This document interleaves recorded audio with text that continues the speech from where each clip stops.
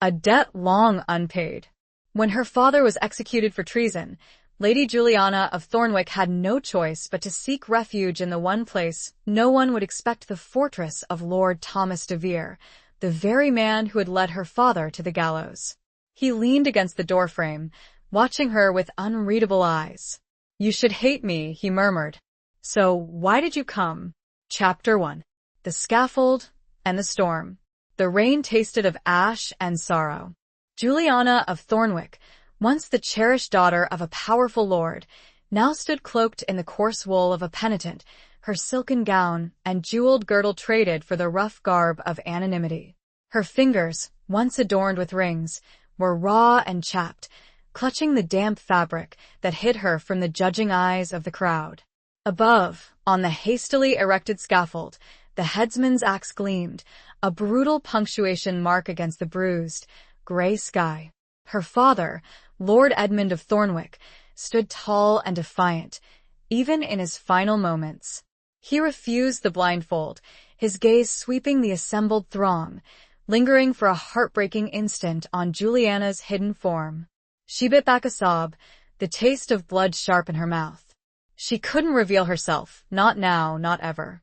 Her father's last act had been to ensure her escape, his whispered plea echoing in her heart. "Live, Juliana. Live, and remember, the charge was treason." Whispers had reached King Edward's ears, accusing Lord Edmund of plotting with the rebellious northern lords. Juliana knew the accusations were false, woven from the jealousies of rivals and the paranoia of a king clinging to a fragile throne. But truth was a fragile thing in these times, easily crushed beneath the weight of power and ambition. The axe fell. The crowd roared, a wave of sound that crashed against Juliana, threatening to drown her in its morbid enthusiasm.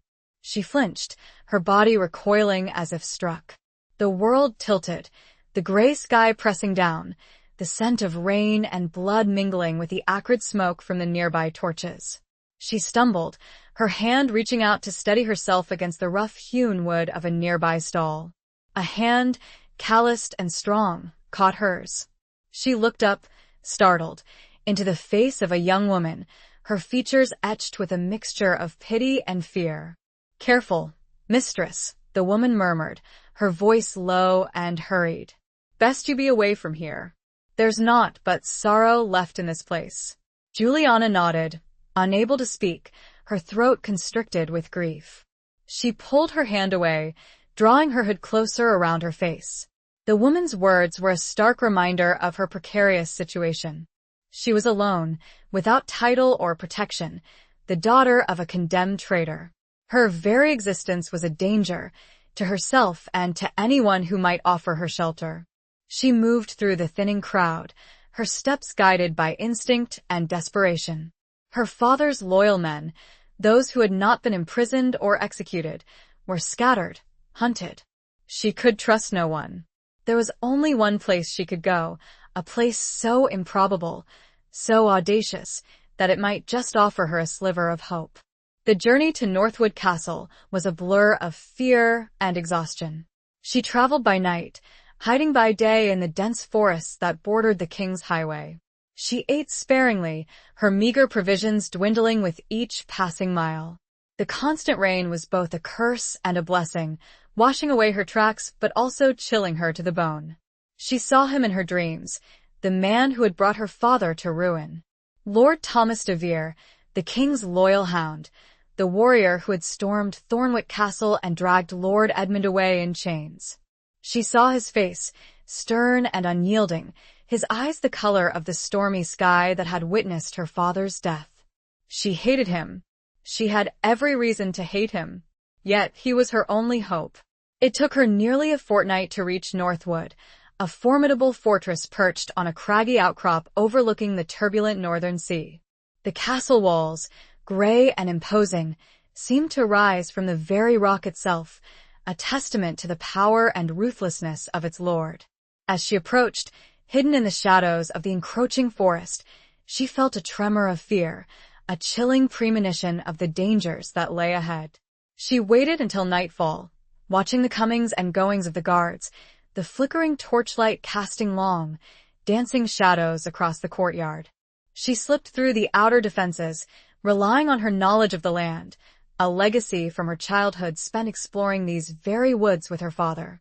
The inner bailey was more challenging, but she found a small, unguarded postern gate, its hinges rusted and groaning, a forgotten passage that led into the heart of the castle. The silence of the castle was unnerving, broken only by the distant crash of waves against the cliffs and the occasional muffled shout of a guard.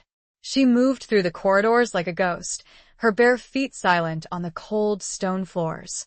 She knew where she was going, guided by a memory, a map etched in her mind.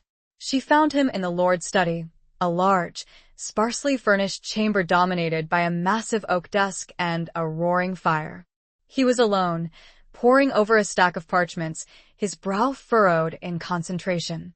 The firelight cast his features in sharp relief, highlighting the strong lines of his jaw, the deep-set eyes, the scar that ran from his temple to his cheek, a memento of some long-ago battle. He didn't hear her enter. He was lost in his work, unaware of the shadow that had crept into his life. Juliana stood just inside the doorway, watching him, her heart pounding in her chest. This was the man who had destroyed her world, the man she was supposed to hate. Yet, as she looked at him, she saw not a monster, but a man burdened by duty, a warrior weary of war. He sensed her presence then, his head lifting, his eyes narrowing as he saw her standing there, cloaked and hooded, a figure of mystery and danger. He rose slowly from his chair, his hand instinctively reaching for the sword that lay on the table beside him. "Who are you?" he asked, his voice low and dangerous, the voice of a man accustomed to command. Juliana took a deep breath, steeling herself for the confrontation. She pushed back her hood, revealing her face, pale and drawn, but still bearing the unmistakable features of her father. "I am Juliana of Thornwick," she said, her voice trembling slightly, but her gaze unwavering. His eyes widened, a flicker of surprise, perhaps even a hint of recognition, crossing his face. He stared at her for a long moment, his expression unreadable. The silence stretched between them, taut and heavy with unspoken words, with the weight of the past and the uncertainty of the future. He leaned against the doorframe, his posture deceptively relaxed, but his eyes, those stormy gray eyes, never left hers. "You should hate me," he murmured, his voice barely audible above the crackling of the fire. "So, why did you come?" Chapter 2. Sanctuary's Shadow. The question hung in the air, thick with unspoken accusations and a challenge Juliana couldn't ignore. Hate him? Every fiber of her being should have been consumed with it. He was the instrument of her father's demise, the architect of her ruin. Yet, standing before him, in the heart of his fortress, the expected surge of loathing was strangely muted, replaced, perhaps, by a chilling pragmatism. "Where else would I go?" Her voice was steadier now, fueled by a desperate courage. "My home is gone, my family scattered. You, Lord de Vere, ensured that." He didn't flinch at the accusation, his gaze holding hers captive. He pushed himself off the doorframe, moving with a grace that belied his size and the heavy chain mail he wore beneath his tunic. He gestured towards a chair near the fire, a silent invitation. Juliana hesitated, then moved towards it, her every sense on high alert. "Sit, Lady Juliana," he said, his voice devoid of mockery, yet somehow the title felt like a barb. "You've had a long journey." She sat on the edge of the chair, her back straight, her hands clasped tightly in her lap. The warmth of the fire was a welcome relief from the damp chill that had settled into her bones, but it did little to ease the tension that coiled within her. He remained standing, observing her with an intensity that made her skin prickle. He wasn't what she had expected. The monster of her nightmares had a disturbingly human face. He was younger than she had imagined, though lines of weariness etched around his eyes spoke of burdens heavier than his years. "You seek sanctuary," he stated, not as a question, but as an observation. "I seek survival," Juliana corrected, her chin lifting in defiance. "And perhaps, in time, answers." A flicker of something amusement? Respect? Crossed his face. "Answers to what?" Lady Juliana? The charges against your father were lies, she interrupted, her voice sharp. Fabrications spun by those who envied his power, his influence. He was silent for a moment, his gaze dropping to the fire, his fingers tracing the hilt of his sword. The king believed them. The king, Juliana said, her voice laced with bitterness, believes what he is told to believe. He is surrounded by vipers and sycophants. He looked up at her then, his eyes narrowed. Those are dangerous words, Lady Juliana. Even within these walls. I am beyond caring about danger, Lord de Vere, she retorted. You have already taken everything from me. He sighed, a sound of weary resignation. He moved to the table, pouring 2 goblets of wine from a silver pitcher. He offered one to Juliana. She hesitated, then took it, her fingers brushing his. The contact was brief, but it sent a shiver through her, a strange awareness of his presence, his power. He watched her as she took a cautious sip, the wine rich and dark, warming her from the inside out. Your father was a powerful man, Lady Juliana, he said, his voice softer now, almost gentle. He made enemies. Powerful enemies. He was also a loyal man, Juliana insisted. He served the king faithfully for years.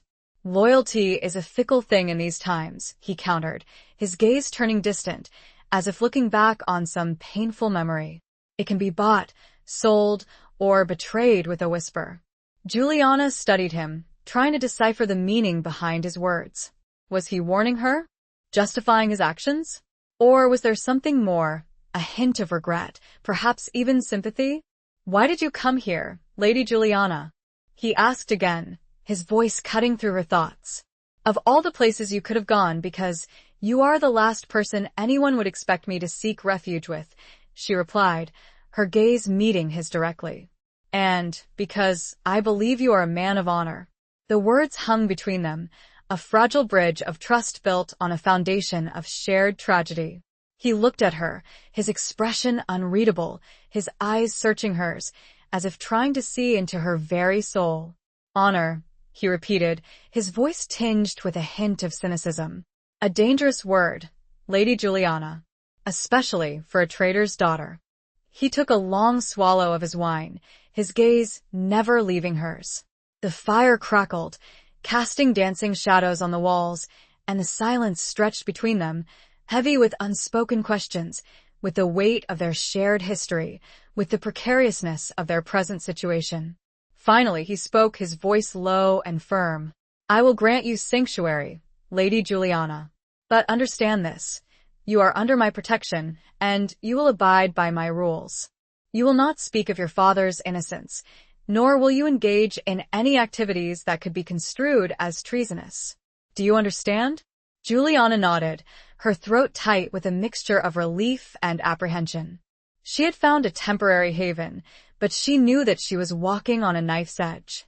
She was a prisoner in all but name, her fate entirely in the hands of the man who had destroyed her family. He set down his goblet, the sound echoing in the silence. You will be given chambers in the West Wing. They are comfortable enough. You will be treated as a guest, but you will not be free to roam the castle at will. You will be under constant observation. He paused, his gaze sweeping over her, taking in her worn clothing, her tired eyes, her defiant posture. You will also need to adjust your appearance. It would not do for the daughter of a condemned traitor to be recognized within my walls. A cold dread settled in Juliana's stomach. She knew what he was implying. She would have to shed the last vestiges of her former identity, to become someone else, someone unrecognizable. She would have to become invisible. I understand, she said, her voice barely a whisper. He nodded, seemingly satisfied. Good. Then we understand each other, Lady Juliana. For now. He turned towards the door, pausing with his hand on the latch. My steward, Master Elric, will see to your needs. He is discreet. He hesitated, then turned back to face her, his expression softening slightly. Get some rest, Lady Juliana. You look like you need it. And then, he was gone, leaving Juliana alone in the firelit room, her mind reeling, her heart pounding with a mixture of fear, hope, and a growing, unsettling awareness of the man who is now her protector, her captor, and perhaps the key to her survival. The shadow of Sanctuary was long and dark, and she had just stepped into its depths.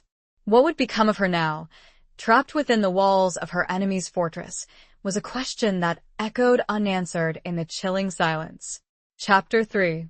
Whispers in the Stone. The West Wing was a labyrinth of cold stone corridors and echoing chambers, a world away from the bustling heart of Northwood Castle.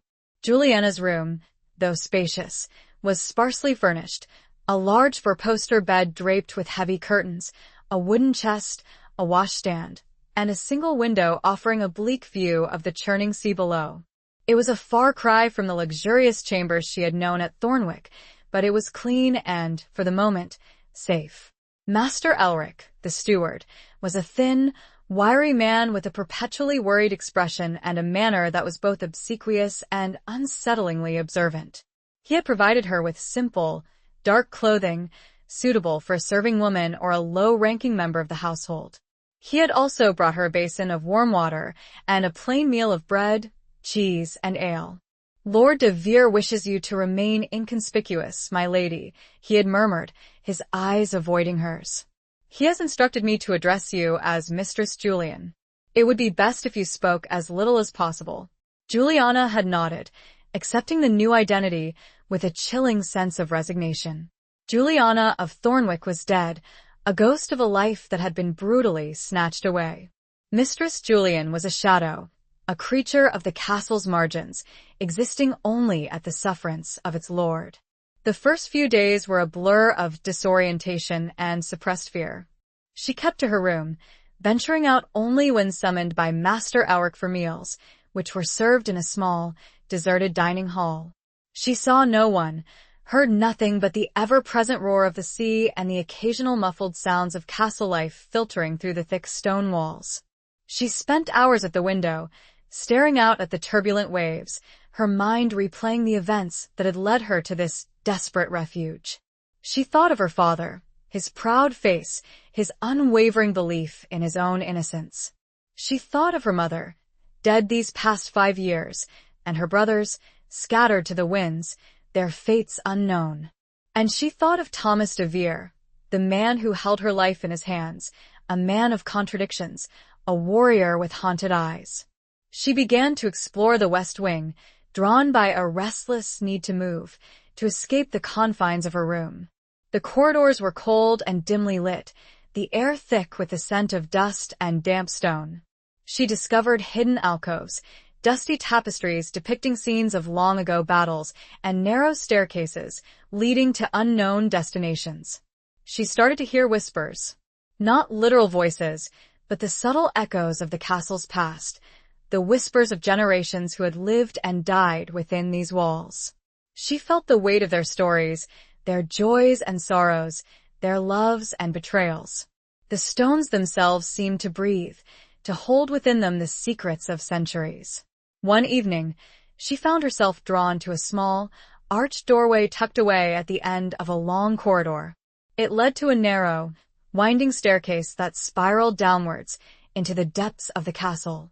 Curiosity and a growing sense of defiance overcame her fear. She descended the stairs, her hand trailing along the cold, damp wall. The staircase opened into a small, circular chamber, dimly lit by a single oil lamp. The air was thick with the scent of incense and old parchment. It was a chapel, a hidden sanctuary dedicated to some forgotten saint.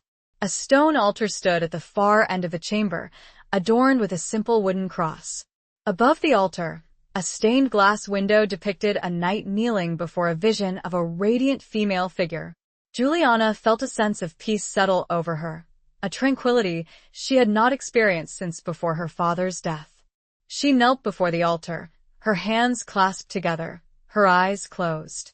She didn't pray for salvation or for revenge. She prayed for strength, for the courage to face whatever the future held. She didn't hear him enter. She was lost in her thoughts, her senses dulled by the stillness of the chapel. He stood just inside the doorway, watching her, his presence filling the small chamber. He was dressed in a simple tunic and breeches, his sword absent, his expression softer than she had seen it before. She opened her eyes, startled, and rose quickly to her feet. "Lord de Vere," she said, her voice a breathless whisper. He didn't speak, his gaze holding hers captive. The lamplight flickered, casting dancing shadows on his face, making it difficult to read his expression. He moved towards her, his steps silent on the stone floor. "I didn't know this place existed," she said, her voice trembling slightly. "It's been neglected," he replied, his voice low and resonant. "Few come here anymore." He stood before the altar, his gaze fixed on the stained glass window. "My mother used to come here," he said, his voice barely audible. "She found solace here." Juliana looked at him, surprised. He had never spoken of his family, of his past. It was as if he had sprung fully formed into existence, a warrior without history, without roots. "What was she like?" she asked, the question escaping her lips before she could stop it. He turned to look at her, a flicker of surprise in his eyes. He hesitated, then spoke, his voice tinged with a hint of sadness. "She was gentle, kind. She loved music and poetry. She taught me to read." Juliana could hardly imagine this stern, formidable warrior as a child, learning his letters at his mother's knee. It was a glimpse into a hidden part of him, a vulnerability she had not expected. "And your father?" she asked, her curiosity overcoming her caution. His expression hardened, his eyes turning cold. "My father was a soldier," he said, his voice devoid of emotion. "He taught me to fight." The silence returned, heavy with unspoken words, with the echoes of the past. Juliana felt a sudden urge to reach out to him, to offer him some comfort, some understanding. But she knew she couldn't. She was a trader's daughter, and he was the man who had condemned her father. He turned away from her, his gaze returning to the stained glass window. "You should go back to your room, Mistress Julian," he said, his voice formal, distant. "It's late." Juliana nodded, her heart aching with a strange mixture of sadness and longing. She turned to leave, pausing at the doorway. "Thank you," she said, her voice barely a whisper, "for allowing me to see this place." He didn't reply, his back to her, his figure silhouetted against the flickering lamplight. She left him there, alone in the hidden chapel, surrounded by the whispers of the stone, by the ghosts of his past, and by the growing, unsettling awareness of the woman who had stumbled into his life, a woman who was both his enemy and his responsibility. The whispers seemed to follow her as she retraced her steps, a subtle premonition of the tangled web of secrets and desires that awaited her in the days to come. Chapter 4. The Hawk and the Dove. Life at Northwood settled into a strange, uneasy rhythm. Juliana, as Mistress Julian, performed menial tasks under the watchful eye of Master Elric. She cleaned, she mended, she helped in the kitchens, always careful to avoid attention, to blend into the background. She was a ghost in her own life, a shadow flitting through the corridors of her enemy's castle. She saw Lord de Vere infrequently, usually at a distance, observing him as he went about his duties, training his men in the courtyard, conferring with his captains, presiding over disputes in the great hall. He was a man of constant motion, a force of nature contained within the stone walls of his fortress. But sometimes their paths would cross unexpectedly. In the library, where she was occasionally sent to dust the ancient tomes, she would find him reading, his brow furrowed in concentration, his fingers tracing the lines of some faded manuscript. In the gardens, a small, walled enclosure where she sometimes sought refuge from the confines of the castle, she would see him walking alone, his gaze fixed on the distant horizon, his expression lost in thought. These encounters were brief, silent, charged with an unspoken tension. They were like two birds circling each other, a hawk and a dove, wary, cautious, yet drawn together by some unseen force. He never spoke to her directly, yet she felt his presence, his awareness of her, like a weight on her skin. One afternoon, she was in the kitchens, helping the cook prepare the evening meal. The air was thick with the scent of roasting meat and herbs, the sounds of clattering pots and the chatter of the kitchen staff filling the large, vaulted chamber. Juliana was kneading dough, her hands working rhythmically, her mind lost in the simple, repetitive task. Suddenly, a commotion erupted near the doorway. A young squire, his face flushed with anger, was arguing with one of the guards. "I tell you, I saw her," the squire insisted, his voice rising. "She was in the west wing, near the Lord's chambers." Juliana's heart skipped a beat. She knew, instinctively, that they were talking about her. She kept her head down, her hands continuing to knead the dough, her body tense with apprehension. "You're mistaken, lad," the guard said, his voice gruff. "There's no one in the west wing but old Mistress Agnes, and she's deaf as a post." "I know what I saw," the squire retorted. She was young, dark-haired, wearing a gray gown. The cook, a large, formidable woman with arms like hams, intervened. "Enough, you two," she barked. "Get back to your work. There's no time for idle gossip." The squire and the guard reluctantly obeyed, but Juliana knew that the damage was done. Suspicion had been aroused. She was no longer invisible. That evening, as she was returning to her room, she was intercepted by Master Elric. "Lord de Vere wishes to see you," he said, his voice low and urgent. In the library, Juliana's heart sank. She knew this was not a casual summons. She followed the steward through the darkened corridors, her steps heavy with dread. The library was dimly lit by a single oil lamp, casting long, dancing shadows on the bookshelves. Lord de Vere was standing by the window, his back to the room, his figure silhouetted against the faint glow of the moon. He didn't turn as she entered. "You sent for me, my lord?" she asked, her voice trembling slightly. He turned then, his face in shadow, his expression unreadable. "There are rumors," he said, his voice low and dangerous.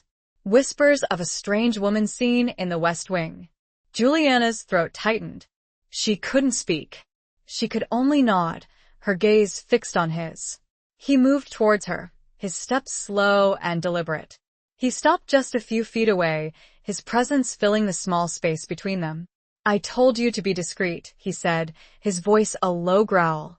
"I told you to remain invisible." I have tried, my lord," she stammered, her voice barely a whisper. "I don't know how someone saw you," he interrupted, his voice sharp. "A young squire. He described you accurately." Juliana's eyes widened in fear. She knew she was trapped. She had nowhere to run, nowhere to hide. He reached out and took her chin in his hand, his fingers surprisingly gentle. He tilted her face towards the light, his eyes searching hers. "Who are you, Juliana, of Thornwick?" he asked, his voice softer now, almost curious. "What are you hiding?" Tears welled up in her eyes, tears of fear, of frustration, of a lifetime of suppressed grief. She couldn't hold them back any longer. They streamed down her face, silent and uncontrolled. He didn't release her. He continued to hold her gaze, his fingers tracing the line of her jaw, his touch sending shivers through her. He was so close. She could feel the warmth of his breath on her skin, smell the scent of leather and wood smoke that clung to his clothes. I am nothing, my lord," she whispered, her voice choked with emotion. "A ghost. A shadow. A traitor's daughter." He was silent for a long moment, his eyes searching hers, as if trying to see into her very soul. Then he released her, his hand dropping to his side. "You are more than that, Juliana," he said, his voice low and resonant. "Much more." He turned away from her, moving back towards the window, his figure once again silhouetted against the moonlight. "I will deal with the rumors," he said, his voice firm. "But you must be more careful. From now on, you will remain confined to your room, except when I specifically summon you. Do you understand?" Juliana nodded, her throat tight with a mixture of relief and despair. She was safe, for now, but her world had shrunk even further. She was a prisoner in her own room, a bird trapped in a gilded cage. "Go now," he said, his voice dismissing her. She turned to leave, pausing at the doorway. "My lord," she said, her voice barely a whisper. Why are you doing this? Why are you protecting me?" He didn't answer. He remained by the window, his back to her, his figure a dark, enigmatic presence in the dimly lit room.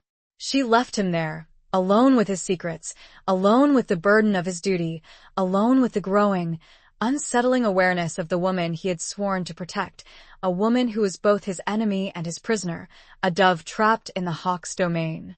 The question lingered unanswered, a seed of doubt and hope planted in the fertile ground of their forced proximity.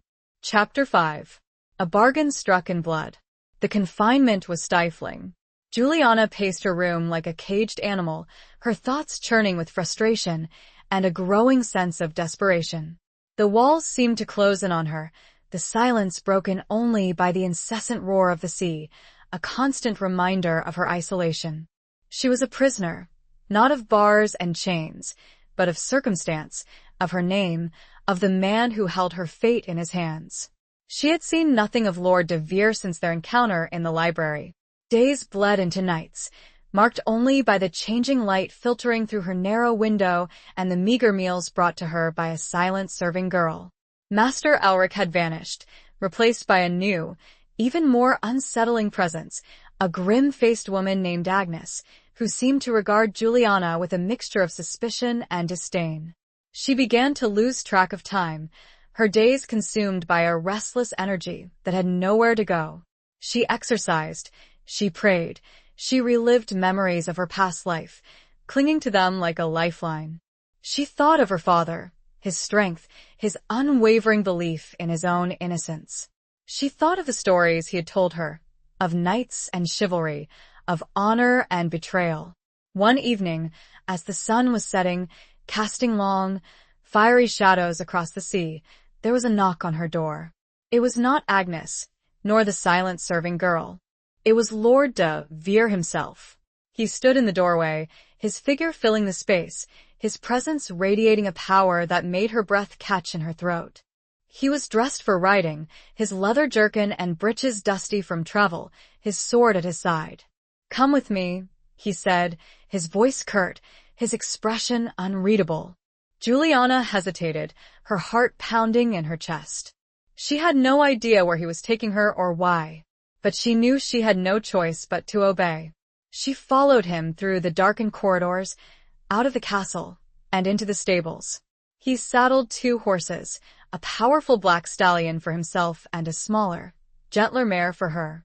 He helped her mount, his hands strong and steady on her waist. They rode in silence, the only sound the rhythmic beat of the horses' hooves and the cry of gulls overhead. The air was cool and crisp, carrying the scent of salt and pine. The sky was a vast expanse of stars, the moon a sliver of silver hanging low on the horizon. He led her away from the castle, towards the cliffs that overlooked the sea. They dismounted at the edge of a precipice, the wind whipping their hair and clothes. Below, the waves crashed against the rocks, a thunderous roar that filled the night. He stood beside her, his gaze fixed on the churning sea. "I have received a summons," he said, his voice low and strained. "From the king." Juliana's heart sank. She knew what this meant. The king's summons were rarely invitations. They were commands, demands, often accompanied by threats. "He knows about me?" she asked, her voice trembling. "Not yet," he replied, his voice grim. "But there are complications. The northern lords are restless. There are rumors of rebellion. The king suspects everyone." He turned to face her, his eyes searching hers in the dim light. "I am to be sent north, to quell the unrest, to prove my loyalty." Juliana understood the unspoken implication. He was being tested, his loyalty questioned, his position precarious.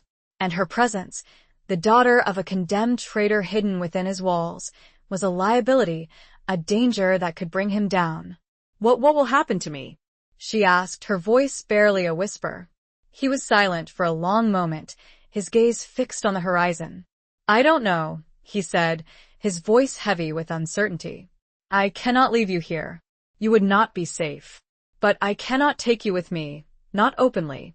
He turned to her then, his eyes intense, his expression resolute. "I have a proposition for you, Juliana of Thornwick," he said, his voice low and firm. "A bargain." Juliana's heart pounded in her chest. She knew that this was a turning point, a moment that would determine her fate. What kind of bargain? She asked, her voice trembling. He reached into his tunic and pulled out a small, leather pouch. He opened it, revealing a single, intricately carved ring. It was a family crest, a hawk in flight, the symbol of House de Vere. "This ring," he said, his voice holding hers captive, "will make you my wife. In name only, for now." Juliana stared at him, stunned. Marriage? To him, the very idea was preposterous, unthinkable. Yet, as she looked into his eyes, she saw not mockery, but a desperate, almost pleading expression. "Why?" she whispered, her voice choked with emotion. "Because as my wife," he said, his voice low and urgent, "you will be under my protection. No one, not even the king, can touch you without my consent. It is the only way to ensure your safety." He held out the ring, his hand steady, his gaze unwavering. "It is a temporary arrangement," he continued, "a shield against the storm. Once the danger is past, I will release you. You will be free to go, to rebuild your life, to forget this ever happened." Juliana looked at the ring, at the hawk in flight, the symbol of the man who had destroyed her family, yet who was now offering her the only chance of survival. It was a cruel irony, a twist of fate that she could never have foreseen. She thought of her father, of his final plea, "Live, Juliana. Live and remember." This was not the life she had imagined, not the future she had dreamed of. But it was a chance, a precarious, dangerous chance. She reached out and took the ring, her fingers brushing his. The contact sent a shiver through her, a strange mixture of fear and something else, something she couldn't quite name. I accept," she said, her voice barely audible above the roar of the wind and the waves. He slipped the ring onto her finger. It fit perfectly, as if it had been made for her. He took her hand in his grip firm and reassuring. "Then by the power vested in me by my king and the ancient laws of this land," he said, a subtle quavering barely noticeable in his tone, "I pronounce us bound. For now." A single drop of blood from a small cut on his hand, unnoticed until this moment, fell onto the ring, staining the silver with a crimson mark. A bargain, struck in blood, beneath the cold, uncaring stars. Chapter 6. The Tournament of Tears. The journey north was arduous, a grueling trek through rugged terrain and unforgiving weather. Juliana, now ostensibly Lady de Vere, traveled in a covered wagon, ostensibly a member of Lord de Vere's household, but kept separate from the main party. She saw little of Thomas, who rode ahead with his men, his face grim, his thoughts consumed by the looming conflict. She was accompanied by Agnes, the grim-faced woman who served as her chaperone and jailer in equal measure. Agnes was taciturn and unyielding, her presence a constant reminder of Juliana's precarious position. She was a wife in name only, a pawn in a dangerous game, her fate inextricably linked to a man she barely knew, a man who was both her protector and her captor. They reached the king's encampment, a sprawling city of tents and banners, a sea of activity and barely controlled chaos. The air was thick with the scent of wood smoke, sweat, and horses, the sounds of clashing steel, shouting men, and the ever-present rumble of war drums filling the air. Juliana was confined to a small, sparsely furnished tent, her only view the canvas walls and the occasional glimpse of soldiers passing by. She was a prisoner again, this time in the heart of the king's army, surrounded by enemies, her true identity a secret that could cost her life. She learned, through snippets of conversation overheard from Agnes and the occasional visit from a nervous Master Elric, that the king was planning a tournament, a display of strength and loyalty intended to intimidate the rebellious northern lords. Thomas de Vere, renowned for his skill at arms, was expected to participate, to prove his allegiance to the crown. Juliana dreaded the tournament. She knew that it was a dangerous spectacle, a brutal contest where men were often injured or even killed. She feared for Thomas, for his safety, for the consequences if he should fail to impress the king. On the day of the tournament, she was allowed to attend, veiled and cloaked, seated in a secluded section of the stands, far from the king's party. She watched as the knights, clad in shining armor, their lances gleaming in the sun, paraded before the assembled crowd. The air was thick with anticipation, with the cheers of the spectators, with the blare of trumpets, and the clash of steel. Thomas entered the lists, his armor gleaming, his black stallion prancing and snorting, his face hidden behind his helmet. He looked magnificent, a figure of power and authority, a warrior born to battle. Juliana's heart ached with a strange mixture of pride and fear. He fought with skill and ferocity, unseating opponent after opponent, his lance shattering against their shields, his sword flashing in the sunlight. The crowd roared its approval, their cheers echoing across the field. Juliana watched, her hands clasped tightly together, her breath held captive in her chest. His final opponent was Sir Reginald of Blackwood, a notoriously brutal knight, known for his ruthlessness and his hatred of Thomas de Vere. The two men charged at each other, their lances meeting with a deafening crash. Sir Reginald's lance struck Thomas squarely in the chest, knocking him from his horse. Juliana gasped, her hand flying to her mouth. She saw Thomas fall, his body hitting the ground with a sickening thud. He lay still, unmoving, his armor dented and broken. Sir Reginald dismounted, his sword drawn, his face twisted with a cruel smile. He approached Thomas, his intentions clear. He was going to kill him. Juliana couldn't breathe. She couldn't think. She could only watch, her heart pounding in her chest, her eyes filled with tears. She wanted to scream, to run to him, to protect him. But she was helpless, trapped in her secluded seat, a silent witness to the impending tragedy. Suddenly, Thomas moved.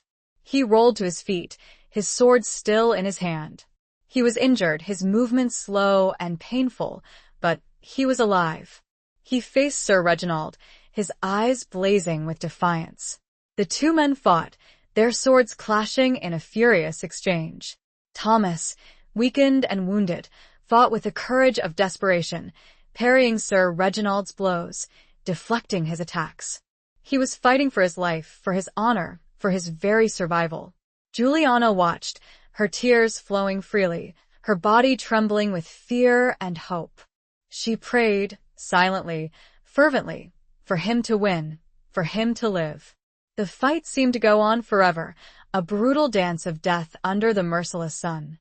Finally, with a desperate lunge, Thomas disarmed Sir Reginald, his sword pointing at the throat of his fallen opponent. The crowd was silent, breathless, waiting for the killing blow. Thomas stood over Sir Reginald, his chest heaving, his face covered in sweat and blood. He looked up at the king, his eyes questioning, his fate in the hands of his sovereign. The king, his face impassive, gave a slight nod. Thomas lowered his sword, sparing Sir Reginald's life. The crowd erupted in cheers, their applause thundering across the field. Juliana slumped back in her seat, weak with relief, her tears mixing with a sudden, unexpected surge of pride. He had won. He had survived. He had shown mercy. He was, despite everything, a man of honor. That evening, she was summoned to his tent. He was sitting on a stool, his armor removed, his wounds being tended to by a physician. He looked exhausted, his face pale and drawn, but his eyes were alive, burning with a fierce intensity. He dismissed the physician and looked at her, his gaze searching hers. "You saw," he said, his voice hoarse. Juliana nodded, unable to speak, her throat tight with emotion.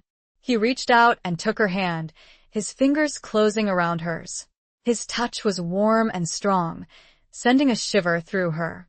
I thought I had lost you," she whispered, her voice choked with tears.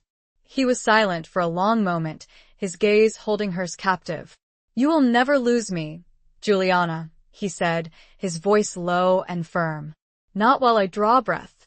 The tears continued to fall, but this time, they weren't solely from fear. They were a complex cocktail of relief, burgeoning affection, and the terrifying realization that her fate was now, irrevocably, intertwined with his, win or lose.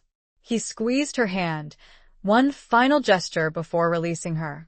The subtle acknowledgement echoed what both now felt, but neither dared openly name. Chapter 7. Masks and Mirrors. The king's encampment was a hotbed of intrigue and suspicion. Juliana, as Lady de Vere, was now thrust into the midst of courtly life, a world of veiled glances, whispered conversations, and carefully constructed facades. She was constantly on guard, aware that every word, every gesture could be misinterpreted, used against her. She had to play the role of the devoted wife, a role that felt both alien and strangely comfortable. She had to attend banquets, sit beside Thomas at the high table, exchange polite conversation with the other nobles, all the while hiding her true identity, her fear, her growing feelings for the man who was both her husband and her captor. Thomas was different in this setting. He was no longer the solitary warrior she had come to know at Northwood. He was a lord among his peers, a powerful figure in the king's court. He was charming, witty, engaging in the political dance with a skill that both impressed and disturbed her. She saw a side of him she hadn't known existed, a mask he wore for the world, a facade that hid the complexities of his true nature. She found herself observing him, studying him, trying to decipher the man behind the mask. She saw the way he interacted with the other nobles, the subtle shifts in his expression, the carefully chosen words, the veiled threats hidden beneath a veneer of civility. She saw the respect and the fear he commanded. She also saw the loneliness in his eyes, the weariness that etched his face, the burden of responsibility he carried. He was a man caught between duty and desire, between loyalty and ambition, between the expectations of his king and the dictates of his own conscience. One evening, after a particularly lavish banquet, Juliana found herself alone with Thomas in their tent. He was standing by the entrance, looking out at the campfires that dotted the landscape, his figure silhouetted against the flickering light. "You play the part well, my lord," she said, her voice soft, breaking the silence. He turned to look at her, his expression unreadable. "It is a necessary evil, Juliana," he replied, his voice devoid of emotion. "In this world, appearances are everything. And what of reality?" she asked, her gaze holding his. "What of the truth that lies beneath the surface?" He was silent for a long moment, his eyes searching hers. "The truth," he said, his voice low and strained, "is often dangerous. It is best concealed. But at what cost?" She persisted. "At the cost of your soul?" He flinched, as if struck by her words. He turned away from her, his gaze returning to the campfires. "My soul," he said, his voice barely a whisper, "is a small price to pay for the safety of my people, for the stability of the realm." Juliana understood then. He was a man who had sacrificed his own happiness, his own desires, for the sake of a greater good. He had built walls around his heart, protecting himself from the pain and the vulnerability of human connection. She moved towards him, standing beside him, looking out at the same scene. "But is it worth it, Thomas?" she asked, her voice gentle, almost pleading. "Is it worth living a life devoid of joy, of love, of connection?" He didn't answer. He remained silent, his figure tense, his gaze fixed on the distant horizon. Juliana knew that she had touched a nerve, that she had glimpsed a vulnerability he rarely allowed anyone to see. She reached out and touched his arm, her fingers brushing against his sleeve. The contact was brief, but it sent a jolt of electricity through her. He turned to look at her, his eyes filled with a mixture of longing and fear. "Don't," he said, his voice hoarse, his hand covering hers, stopping the seemingly innocent touch. "Don't what?" she whispered, her heart pounding in her chest. "Don't see you? Don't feel for you? Don't care for you?" He closed his eyes, his face a mask of pain. "You don't understand, Juliana," he said, his voice barely audible. "You cannot afford to care for me." "And why not?" she challenged, her voice trembling. "Because I am a traitor's daughter? Because you are my enemy? Because our marriage is a sham?"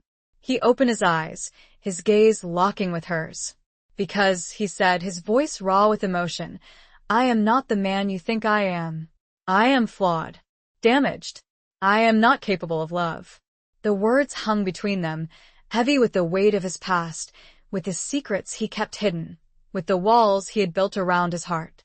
Juliana looked at him, her eyes filled with a mixture of sadness and understanding. She reached up and touched his face, her fingers tracing the line of his jaw, the scar that ran from his temple to his cheek. Perhaps, she whispered, her voice barely audible, perhaps that is what scares you the most, Thomas.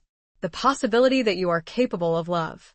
He captured her hand, his fingers intertwining with hers. He held her gaze, his eyes searching hers, as if looking for an answer, a solution, a way out of the labyrinth of his own making.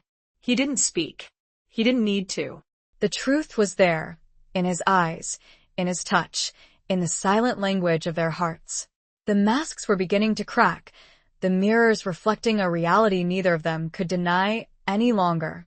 A truth that was both terrifying and exhilarating, a truth that could either save them or destroy them both. He released her, then, stepping back as though burned. He turned away, a clear dismissal. Chapter 8. The Serpent's Kiss. The tension in the camp was palpable, growing with each passing day. The northern lords, ostensibly summoned to renew their oaths of fealty, were a restless, suspicious lot. They eyed the king's forces with barely concealed hostility, their hands never far from their swords. Treachery hung in the air, thick and suffocating, like the smoke from the countless campfires. Juliana found herself increasingly drawn into the web of courtly intrigue. She was, after all, the wife of one of the king's most trusted lords, a position that afforded her a certain level of access, a certain degree of influence.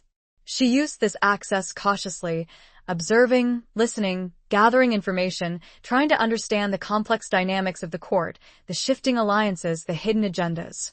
She discovered that the king's suspicions were not entirely unfounded. There was a plot brewing, a conspiracy to overthrow him and replace him with a puppet ruler controlled by the northern lords. The leader of this conspiracy was Lord Elric of Northumbria, a name that made the blood in Juliana's veins turn cold. It was a cruel coincidence that the plotter shared a name with Thomas's loyal, albeit nervous, steward. Lord Elric was a charismatic, ambitious man, with a reputation for ruthlessness and a silver tongue that could sway even the most loyal of hearts. She also discovered that Thomas was aware of the plot, at least in part. He was playing a dangerous game, walking a tightrope between loyalty to the king and a desire to prevent a bloody civil war. He was trying to negotiate with the rebels, to find a peaceful solution, a compromise that would satisfy both sides. But his efforts were being undermined by the king's own paranoia and by the machinations of those who sought to profit from the chaos. One of these individuals was Lady Isolde of Blackwood, the widow of the knight Thomas had defeated in the tournament. Lady Isolde was a beautiful, ambitious woman, with a sharp mind and a venomous tongue. She had set her sights on Thomas, seeing him as a means to advance her own position, to regain the power and prestige she had lost with her husband's death. Juliana observed Lady Isolde with a mixture of suspicion and jealousy. She saw the way Isolde looked at Thomas, the way she flirted with him, the way she tried to insinuate herself into his confidence. She saw the way Thomas responded, with a polite courtesy that masked a deeper wariness. One evening, there was a grand feast in the king's pavilion. Juliana, dressed in a gown of deep blue velvet, sat beside Thomas at the high table, her heart pounding with a mixture of apprehension and anticipation. She knew that this was more than just a social gathering. It was a political chess game, a dance of power and deception. Lady Isolde, resplendent in a gown of crimson silk, sat across from them, her eyes constantly fixed on Thomas. She engaged him in conversation, her voice low and seductive, her laughter tinkling like wind chimes. Juliana watched, her hands clenched tightly in her lap, her stomach churning with a feeling she refused to name. As the evening wore on, Juliana noticed that Thomas was becoming increasingly uncomfortable. He was drinking heavily, his face flushed, his movements slightly unsteady. She realized, with a growing sense of dread, that he was being drugged. She saw Lady Isolde slip something into his wine, a subtle gesture that would have gone unnoticed by anyone else. But Juliana, her senses sharpened by fear and suspicion, saw it. She knew, instinctively, that it was poison or some other concoction intended to weaken him, to make him vulnerable. She had to act quickly. She couldn't let him drink the tainted wine. She leaned towards him, her hand reaching out to cover his. "My lord," she said, her voice low and urgent. "Don't drink that." He looked at her, his eyes clouded, his expression confused. What are you talking about?" He slurred, his words slightly indistinct. "The wine," she insisted, her voice trembling. "It's been poisoned." He stared at her, his gaze unfocused. He didn't seem to understand. He raised the goblet to his lips. Juliana acted without thinking. She knocked the goblet from his hand, the wine spilling onto the table, staining the white linen cloth a dark, ominous red. The entire table went silent. All eyes were fixed on Juliana, on the spilled wine, on the accusing look in her eyes. Lady Isolde rose to her feet, her face a mask of fury. "What is the meaning of this?" she demanded, her voice sharp and shrill. "How dare you accuse me of such a thing?" Juliana stood her ground, her chin lifted in defiance. "I saw you," she said, her voice clear and steady. "I saw you put something in his wine." Lady Isolde laughed, a cold, brittle sound. "You are mistaken, Lady de Vere," she said, her voice dripping with venom. "You are clearly unwell. Perhaps the strain of your unusual marriage has been too much for you." The king, his face a mask of suspicion, looked from Juliana to Lady Isolde, his eyes narrowed. "What is the truth of this?" he demanded, his voice booming across the table. Thomas, his head slowly clearing, looked at Juliana, his eyes filled with a mixture of confusion and gratitude. He knew, instinctively, that she had saved him. But he also knew that she had put herself in grave danger. Before Thomas could speak, before anyone could react, Juliana did the only thing she could think of to prove her accusation. She picked up the fallen goblet, the remnants of the wine still clinging to the sides, and drank it. The effect was immediate. A burning sensation spread through her throat, her stomach, her limbs.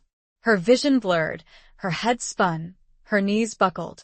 She collapsed to the floor, unconscious, the taste of bitter almonds on her tongue, a serpent's kiss that sealed her fate. Chapter 9. Echoes of the Fallen. Darkness. A suffocating, swirling darkness filled with pain and a terrifying sense of disorientation. Juliana floated in a void, her body numb, her mind struggling to grasp reality. She heard voices, muffled and distant, like echoes from another world. She felt hands on her, cold and impersonal. She tasted something bitter, something that burned her throat. She fought against the darkness, clawing her way back to consciousness. She opened her eyes, blinking against the dim light. She was lying in a bed, in a tent she didn't recognize. Her head throbbed, her body ached, her stomach churned with nausea. A figure loomed over her, a woman with a kind face and worried eyes. "She's awake," the woman said, her voice soft and soothing. Juliana tried to speak, but her throat was raw, her voice a hoarse whisper. Where am I?" "You're safe, my lady," the woman replied. "You're in the healer's tent. You've been very ill." Juliana struggled to sit up, her head swimming. She remembered the feast, the wine, Lady Isolde's accusing eyes. She remembered the burning sensation, the darkness that had consumed her. "Thomas?" she whispered, her voice trembling. The woman's expression softened. "Lord de Vere is safe, my lady. He's been by your side since you collapsed. He hasn't left you." Relief washed over Juliana, a wave of warmth that eased the pain in her body. He was alive. He was safe. That was all that mattered. The tent flap opened, and Thomas entered. He looked exhausted, his face pale and drawn, his eyes red-rimmed. But when he saw Juliana, his expression changed. He rushed to her side, his hands reaching for hers. "Juliana," he said, his voice choked with emotion. "Thank God you're awake. I thought I had lost you." She squeezed his hands, her fingers intertwining with his. I'm all right, she whispered, her voice still weak. What happened? He told her. He told her how she had saved his life, how she had exposed Lady Isolde's treachery, how she had risked her own life to protect him. He told her how the king, finally convinced of the plot, had ordered the arrest of Lady Isolde and Lord Elric of Northumbria, along with their co-conspirators. You are incredibly brave, Juliana, he said, his voice filled with admiration. You saved not only my life, but perhaps the entire kingdom. Juliana shook her head, her eyes filling with tears. I only did what I had to do, she whispered. I couldn't let her hurt you. He held her gaze, his eyes searching hers. Why, Juliana? He asked, his voice low and intense. Why did you risk your life for me? You should hate me. She couldn't answer. She couldn't explain the complex emotions that surged through her, the fear, the loyalty, the growing love that she felt for this man, this enemy, this husband. He leaned closer, his face just inches from hers. I owe you everything, Juliana, he said, his voice barely audible. My life, my honor, my gratitude. He kissed her then, a gentle, tentative kiss that sent shivers through her. It was a kiss of gratitude, of relief, of something more. It was a kiss that acknowledged the unspoken bond between them, the connection that had grown in the midst of danger and deception. He pulled away, his eyes filled with a mixture of longing and uncertainty. Rest now, Juliana, he said, his voice soft. You need to regain your strength. He stayed with her, holding her hand, watching over her as she drifted back to sleep. But this time, the darkness was not frightening. It was a comforting embrace, a refuge from the pain and the turmoil of the world. When she awoke again, it was morning. The tent was filled with sunlight, the sounds of the camp stirring to life. Thomas was gone, but Agnes, her grim-faced chaperone, was there, sitting by her bedside. Lord de Vere has been summoned by the king, Agnes said, her voice devoid of emotion. He will return soon. Juliana nodded, her mind still foggy. She felt weak, but the pain had subsided. She was alive, and Thomas was safe. That was all that mattered. But as she lay there, waiting for Thomas to return, she began to remember other things. She remembered the whispers she had heard in the castle, the echoes of the fallen, the stories of betrayal and sacrifice. She remembered her father, his proud face, his unwavering belief in his own innocence. She realized, with a chilling certainty, that the plot she had uncovered was not the only secret hidden within the king's court. There were other betrayals, other conspiracies, other lies waiting to be revealed. And she knew, with a growing sense of dread, that her own past, her own family's history, was somehow intertwined with these secrets.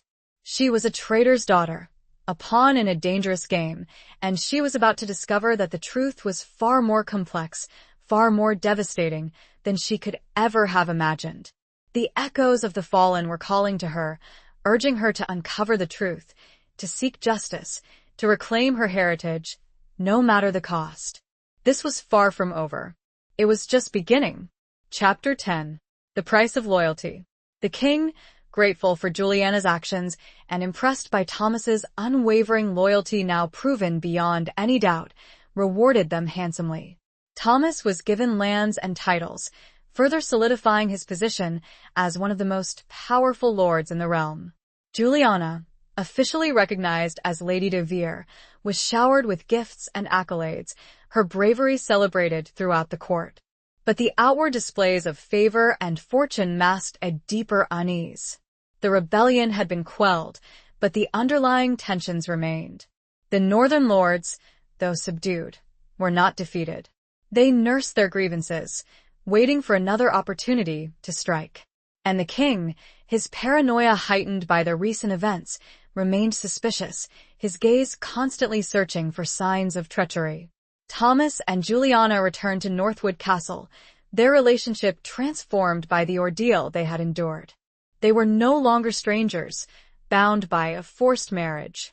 They were allies, partners, bound by a shared experience, by mutual respect, and by a growing, unspoken affection. but the shadows of the past still lingered. Juliana couldn't forget her father, his unjust condemnation, his death. She couldn't shake the feeling that there were unanswered questions, secrets that remained hidden within the walls of Northwood, within the hearts of those who had known her father. She began to investigate, discreetly, cautiously, piecing together fragments of information, whispers from the past. She spoke to old servants, to loyal retainers who had served her father for years. She searched through old documents, dusty letters, forgotten records. She discovered that her father had not been entirely innocent. He had been involved in secret negotiations with the northern lords, not to overthrow the king, but to curb his power, to protect the rights and privileges of the nobility. He had been a proud, stubborn man, unwilling to compromise, unwilling to bend to the king's will. But he had not been a traitor. He had not plotted to kill the king, to usurp the throne. He had been betrayed, framed by someone within his own inner circle, someone he had trusted. Juliana's investigation led her to a name that chilled her to the bone. Lord William de Montfort, Thomas's uncle, a man who had been Lord Edmund's closest friend and confidant. Lord William had died several years earlier, supposedly of a fever, but Juliana suspected foul play. She confronted Thomas with her findings, her heart pounding with fear and trepidation. She didn't know how he would react. She didn't know if he would believe her. She didn't know if their fragile bond would survive this revelation. Thomas listened to her, his face a mask of disbelief, then anger. He didn't want to believe it.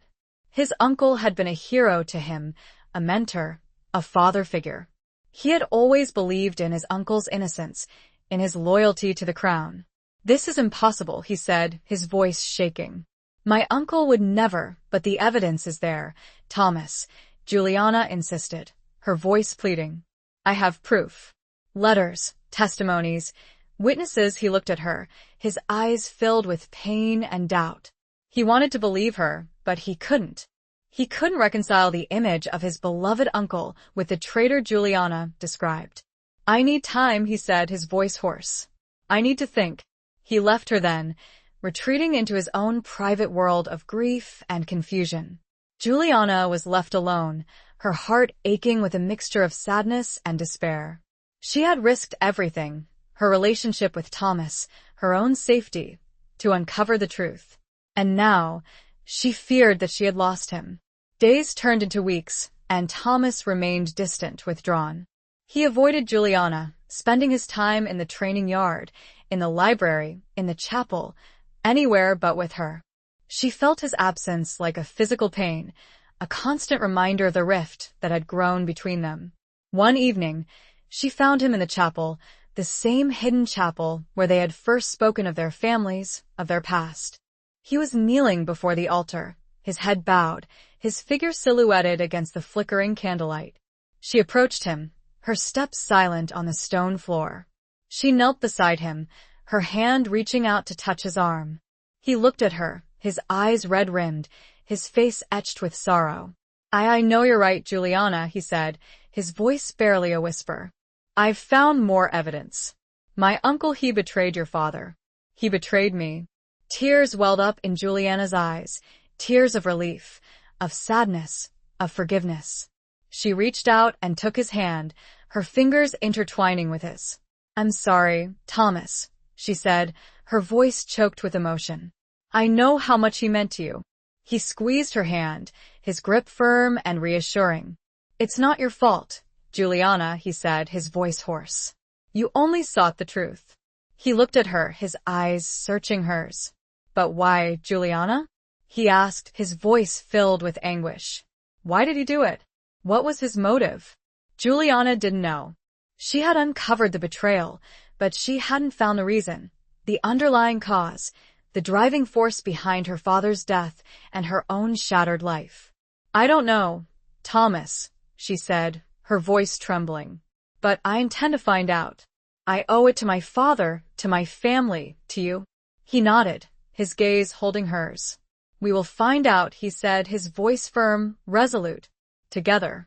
The price of loyalty had been high, paid in blood, in betrayal, in shattered trust.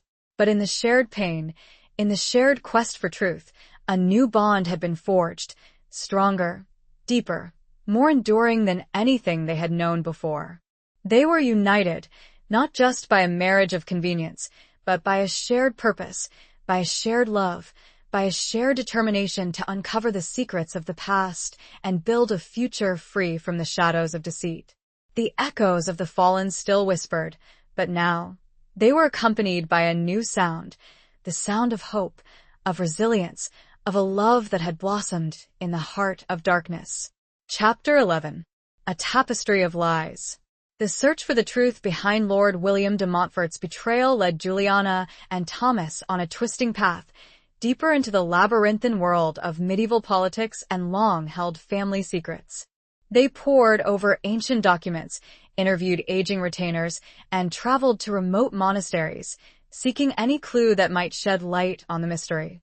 They discovered that Lord William had been deeply in debt, his lavish lifestyle and gambling habits having drained his coffers. He had been under pressure from creditors, facing ruin and disgrace. He had also been secretly envious of Lord Edmund's power and influence, resenting his friend's success and his close relationship with the king. But these factors alone didn't seem sufficient to explain his betrayal. There had to be something more, a hidden motive, a secret that had been carefully concealed for years. Juliana, driven by a relentless need to understand her father's fate, focused her attention on the women in Lord William's life. She knew that women, often overlooked in the chronicles of history, held a wealth of knowledge, of secrets, of unspoken truths. She discovered that Lord William had been involved in a clandestine affair with Lady Annalise of Ashworth, a woman of remarkable beauty and ambition, who had been betrothed to Lord Edmund before his marriage to Juliana's mother. Lady Annalise had never forgiven Lord Edmund for rejecting her, and she had harbored a deep-seated resentment towards him and his family. Juliana suspected that Lady Annalise had played a role in Lord William's betrayal, perhaps even instigating it. But Lady Annalise had died several years earlier, taking her secrets with her to the grave. Or so it seemed. Juliana, through a series of fortunate coincidences and persistent inquiries, discovered that Lady Annalise had a sister, a recluse named Sister Agnes, a cruel twist, having the same name of Thomas's servant who had been tasked to spy on her, who lived in a remote nunnery, dedicated to a life of prayer and penance. Juliana decided to visit Sister Agnes, hoping that she might hold the key to unlocking the mystery. Thomas, initially reluctant to involve himself in what he considered to be a woman's matter, eventually agreed to accompany Juliana. He had come to trust her instincts, her intelligence, her unwavering determination. He had also come to realize that the past, no matter how painful, could not be ignored. It had to be faced, understood, and ultimately reconciled. The journey to the nunnery was long and arduous, but Juliana and Thomas found solace in each other's company. They talked, they shared stories, they comforted each other, their bond deepening with each passing mile. They were no longer just allies, just partners in a quest for truth. They were friends, and perhaps something more. They reached the nunnery, a small, isolated community of women, hidden amidst the rolling hills and dense forests of the northern countryside. Sister Agnes, a frail, elderly woman with piercing blue eyes and a serene countenance, received them with quiet dignity. Juliana explained her purpose, her voice trembling with emotion. She told Sister Agnes about her father, about his betrayal, about her search for the truth. Sister Agnes listened patiently, her gaze fixed on Juliana's face. When Juliana had finished, Sister Agnes spoke, her voice soft but firm. "I know the truth, child," she said. "I have carried this burden for many years. It is time for it to be revealed." Sister Agnes told them a story of love, betrayal, and revenge. She told them how Lady Annalise, consumed by jealousy and hatred, had manipulated Lord William, playing on his weaknesses, his debts, his ambition. She had convinced him to betray Lord Edmund, promising him wealth, power, and her hand in marriage. But Lady Annalise had never intended to marry Lord William. She had used him, discarded him, and then, fearing that he might reveal her role in the plot, she had poisoned him, making it appear as if he had died of a fever. Juliana listened, her heart aching with a mixture of grief and anger. She had finally uncovered the truth, the full extent of the treachery that had destroyed her family. Thomas, his face pale and drawn, looked at Juliana, his eyes filled with remorse and understanding. He had judged his uncle harshly, believing him to be a weak, greedy man. He had never known the full story, the extent of Lady Annalise's manipulation. "I am sorry, Juliana," he said, his voice hoarse. "I misjudged him. I misjudged everything." Juliana reached out and took his hand, her fingers intertwining with his. "It's not your fault, Thomas," she said, her voice soft. "You were a victim of this treachery, just as I was." Sister Agnes, her eyes filled with tears, looked at them both. "The past is a tapestry of lies, woven with threads of love, betrayal, and revenge," she said. "But it is also a tapestry of hope, of forgiveness, of redemption. You must learn from the past, but you must not be consumed by it. You must build a future free from the shadows of deceit." Her words resonated deeply with Juliana and Thomas. They had uncovered the truth, but they had also found something more important, a shared understanding, a shared compassion, a shared love that had blossomed amidst the ruins of the past. They left the nunnery, their hearts heavy but their spirits lifted, their bond stronger than ever before. The tapestry of lies had been unraveled, revealing a new pattern, a pattern of hope, of healing, of a future they would build together. They rode in a comfortable silence, both aware of the monumental shift in their relationship. Chapter 12. Beneath a Hunter's Moon. Returning to Northwood, Juliana and Thomas found the castle subtly changed. The air was lighter, the shadows less oppressive. The truth, though painful, had brought a sense of release, a cleansing of the old wounds that had festered for so long. The servants, sensing the shift in their lord and lady's relationship, were more relaxed, their whispers less guarded, their smiles more genuine. Thomas, freed from the burden of his uncle's perceived guilt and his own self-recrimination, seemed a different man. He was more open, more approachable, his stern demeanor softened by a newfound tenderness. He spent more time with Juliana, sharing his thoughts, his fears, his hopes for the future. Juliana, in turn, blossomed under his attention. She was no longer the frightened, isolated trader's daughter, hiding in the shadows. She was Lady de Vere, a strong, intelligent woman, respected by her household, loved by her husband. She took on more responsibilities, managing the castle's affairs, overseeing the estates, dispensing justice with wisdom and compassion. One evening, as a hunter's moon bathed the landscape in a silvery glow, Thomas found Juliana in the gardens, the small, walled enclosure where she often sought refuge. She was standing by the fountain, her gaze fixed on the moonlit sky, her face illuminated by the soft, ethereal light. He approached her, his steps silent on the dew-kissed grass. "It's beautiful, isn't it?" he said, his voice low and resonant. She turned to look at him, her eyes sparkling in the moonlight. "Yes," she replied, her voice a breathless whisper. "It is." He stood beside her, their shoulders brushing, their hands almost touching. The air was filled with the scent of night-blooming jasmine, the gentle murmur of the fountain, the distant hoot of an owl. "Juliana," he said, his voice hesitant, almost shy. I need to tell you something." She looked at him, her heart pounding in her chest. She knew what he was going to say. She had seen it in his eyes, felt it in his touch, heard it in his voice. I love you," he said, his voice raw with emotion.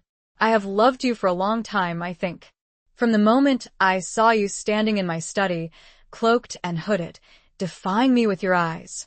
Tears welled up in Juliana's eyes, tears of joy, of relief, of a love that had blossomed in the most unlikely of circumstances. "I love you too, Thomas," she whispered, her voice choked with emotion. "I have loved you, I don't even know when it began. Perhaps when you spared Sir Reginald. Perhaps before." He reached out and took her hand, his fingers intertwining with hers. He drew her closer, his gaze holding hers captive. He kissed her then, A kiss that was both tender and passionate, a kiss that sealed their love, their commitment, their future together. It was a kiss that erased the past, the pain, the betrayal. It was a kiss that spoke of hope, of healing, of a new beginning. It was a kiss that transformed their forced marriage into a true union, a bond of love that would endure the trials and tribulations of their lives. They stood there for a long time, embraced in the moonlight, their hearts beating as one, their souls intertwined. The hunter's moon, a witness to their love, cast its silvery glow upon them, blessing their union, illuminating their path forward. Later that night, in the privacy of their chambers, they consummated their marriage, their lovemaking a slow, tender exploration of each other's bodies, a celebration of their newfound intimacy. It was a night of passion, of tenderness, of a deep, abiding love that had overcome adversity, that had blossomed in the darkness, that had finally found its expression. Juliana, lying in Thomas's arms, her head resting on his chest, felt a sense of peace, of contentment that she had never known before. She was home. She was loved. She was whole. "I never thought I could be happy again," she whispered, her voice soft against his skin. He stroked her hair, his fingers tracing the curve of her cheek. "And I never thought I deserved to be happy," he replied, his voice husky with emotion. "You have given me a second chance, Juliana. A chance at life, at love, at redemption." She looked up at him, her eyes filled with love and adoration.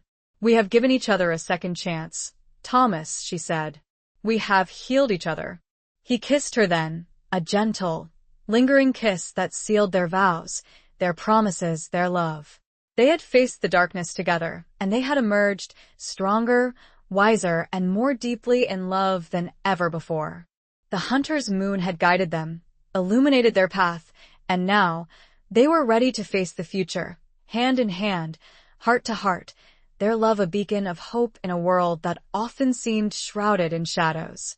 The future, while uncertain, no longer felt frightening. They had each other. Chapter 13. The Lion's Denver. Despite the peace they found in each other's arms, the world outside Northwood remained turbulent. The king, though grateful for Thomas's loyalty and Juliana's bravery, was still a suspicious and unpredictable ruler. He summoned Thomas back to court, ostensibly to advise him on matters of state, but in reality, to keep a close watch on him, to ensure his continued allegiance. Juliana, though reluctant to leave the sanctuary of Northwood, knew that she had to accompany Thomas. She was his wife, his partner, his confidant. She would not let him face the dangers of the court alone. They returned to the king's encampment, which had now moved south, closer to the capital. The atmosphere was even more tense than before, the whispers of intrigue and conspiracy louder, the threat of betrayal ever present. Juliana found herself once again thrust into the midst of courtly life, but this time she was no longer a naive, frightened girl. She was Lady de Vere, a woman of strength and intelligence, a woman who had faced death and emerged victorious. She knew how to play the game, how to navigate the treacherous currents of the court, how to protect herself and her husband. She quickly realized that Thomas was walking a tightrope. He was caught between his loyalty to the king and his growing disillusionment with the king's increasingly erratic and tyrannical rule. He was also under pressure from various factions within the court, each vying for his support, each seeking to use him for their own purposes. One of the most dangerous of these factions was led by Lord Geoffrey de Valois, the king's cousin, a man of boundless ambition and ruthless cunning. Lord Geoffrey had long coveted the throne, and he saw Thomas as a potential obstacle, a threat to his plans. He began to plot against Thomas, seeking to undermine his position, to discredit him in the eyes of the king. Juliana, aware of Lord Geoffrey's machinations, became Thomas's eyes and ears in the court. She used her charm, her wit, her intelligence to gather information, to uncover secrets, to protect her husband from his enemies. She discovered that Lord Geoffrey was planning to accuse Thomas of treason, using fabricated evidence and false witnesses. He intended to present his case to the king during a grand council meeting, a gathering of all the major lords and officials of the realm. Juliana knew that she had to act quickly. She had to expose Lord Geoffrey's plot before he could strike. She had to find proof of his treachery, evidence that would convince the king of Thomas's innocence. She sought help from an unlikely source, Lady Eleanor of Lancaster, a powerful and influential noblewoman who had been a friend of Juliana's mother. Lady Eleanor, though wary of getting involved in such a dangerous game, agreed to help Juliana, providing her with access to crucial documents and witnesses. Juliana, working tirelessly, managed to gather irrefutable evidence of Lord Geoffrey's plot, including letters, sworn testimonies, and even a confession from one of his co-conspirators. She had the proof she needed, but she knew that presenting it to the king would be a perilous undertaking. The day of the Grand Council meeting arrived, and Juliana, dressed in a gown of deep purple, accompanied Thomas to the king's hall. The atmosphere was thick with tension, the air heavy with anticipation. All the major players were present, their faces masks of politeness, hiding their true intentions. Lord Geoffrey, confident and arrogant, presented his case against Thomas, accusing him of plotting against the king, of conspiring with the northern lords, of treason. He presented his fabricated evidence, his false witnesses, his carefully crafted lies. The king, his face a mask of anger and suspicion, listened intently, his gaze fixed on Thomas. It seemed as if he was already convinced of Thomas's guilt. Thomas, his face pale but resolute, denied the accusations, his voice firm and clear. He defended his honor, his loyalty, his service to the king. But his words seemed to fall on deaf ears. Juliana, her heart pounding in her chest, knew that it was now or never. She stepped forward, her voice ringing out across the silent hall. "My Lord King," she said, her gaze unwavering, "I have evidence that proves my husband's innocence and Lord Geoffrey's guilt." A gasp went through the hall. All eyes were fixed on Juliana, on the woman who dared to challenge the king's cousin, on the woman who held her husband's fate in her hands. The king, his eyes narrowed, looked at Juliana, his expression unreadable.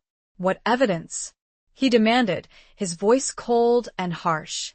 Juliana presented her evidence, piece by piece, laying bare Lord Geoffrey's plot, exposing his treachery, revealing his lies.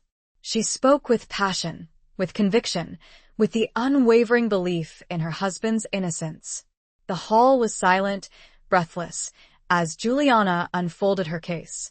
The lords and officials, their faces a mixture of shock and disbelief, listened intently, their eyes shifting from Juliana to Lord Geoffrey, who stood there, his face pale and contorted with fury, his carefully constructed facade crumbling before their eyes. When Juliana had finished, the king, his expression still unreadable, looked at Lord Geoffrey. "What say you to this?" he demanded, his voice like thunder. Lord Geoffrey, his confidence shattered, stammered and protested, but his words were weak, his defense crumbling. He had been exposed, his treachery revealed, his ambitions thwarted. The king, his face a mask of righteous anger, ordered Lord Geoffrey's arrest. He then turned to Thomas, his gaze softening slightly. "Lord de Vere," he said, his voice firm but less harsh, "you have been cleared of all charges. Your loyalty is unquestioned." Thomas bowed his head, his relief palpable. Juliana, her body trembling with exhaustion and relief, rushed to his side, her hand reaching for his. He took her hand, his fingers intertwining with hers, his gaze meeting hers, his eyes filled with gratitude and love. They had faced the lion's den, and they had emerged victorious. But the victory was bittersweet, a reminder of the dangers that still lurked in the shadows, of the precariousness of their position, of the constant threat of betrayal that hung over the court. The price of survival, they both knew, would be eternal vigilance. Chapter 14. Scars of the Past. With Lord Geoffrey's plot foiled and Thomas's loyalty reaffirmed, a semblance of normalcy returned to their lives. However, the experience had left its mark. Thomas, though outwardly composed, carried the weight of near betrayal and the king's volatile nature heavily. Juliana, ever vigilant, continued to navigate the treacherous currents of courtly life, her senses heightened to any potential threat. The king, in a gesture of reconciliation and perhaps a display of his own power, decided to hold a grand feast in honor of Thomas and Juliana. He declared it a celebration of their loyalty and bravery, a symbol of unity and strength within the realm. But beneath the veneer of celebration, Juliana sensed an undercurrent of unease, a subtle reminder of the ever-present dangers that lurked in the shadows. The feast was a lavish affair, the great hall decked in rich tapestries, the tables laden with food and wine, the air filled with music and laughter. Juliana, dressed in a gown of shimmering silver, sat beside Thomas at the high table, her outward demeanor calm and composed, masking the turmoil of emotions within her. She noticed the subtle glances, the whispered conversations, the veiled hostility directed towards them, particularly from those who had been allied with Lord Geoffrey. She knew that they were not forgiven, that their victory had only deepened the resentment and envy of their enemies.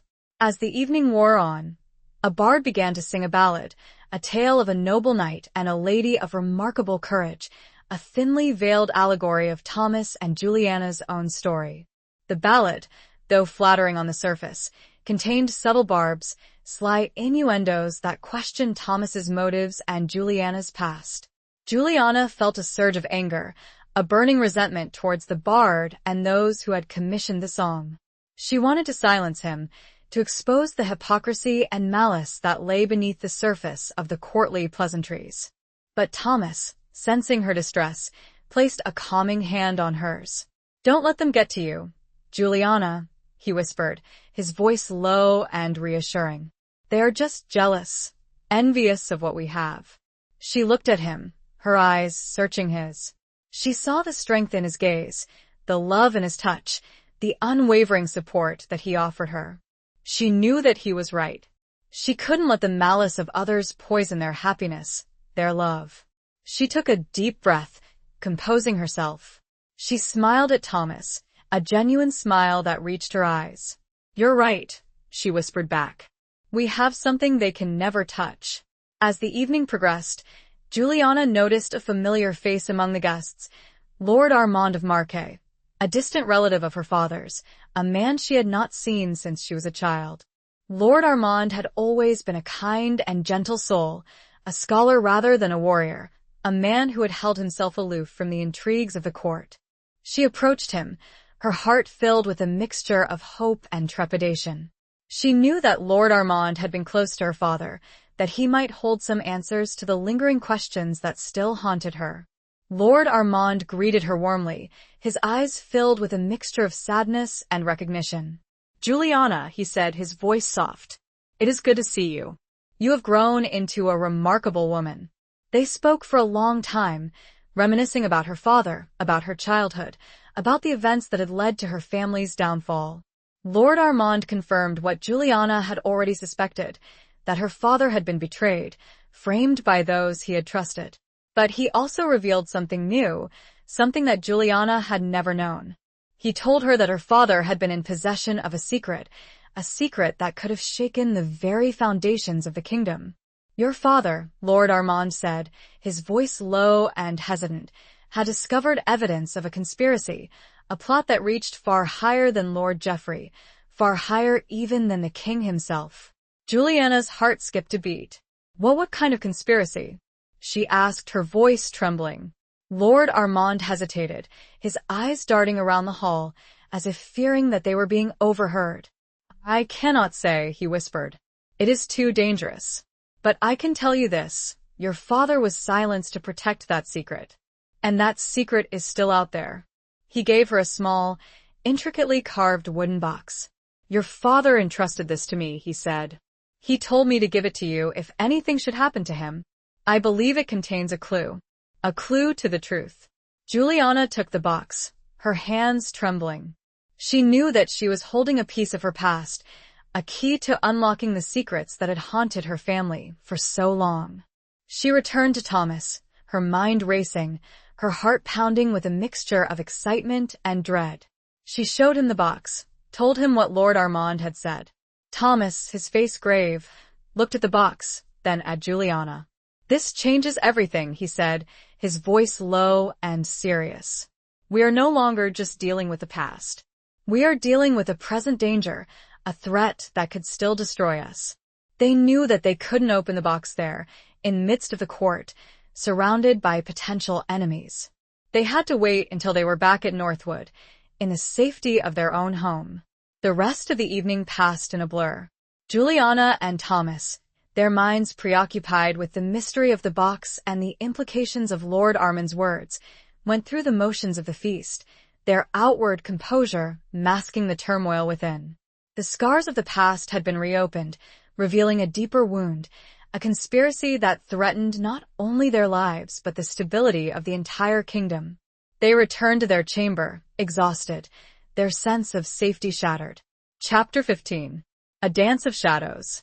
Back in the relative safety of Northwood, Juliana and Thomas finally had the opportunity to examine the wooden box Lord Armand had given them. It was small, intricately carved with scenes of hunting and falconry, and secured with a complex lock.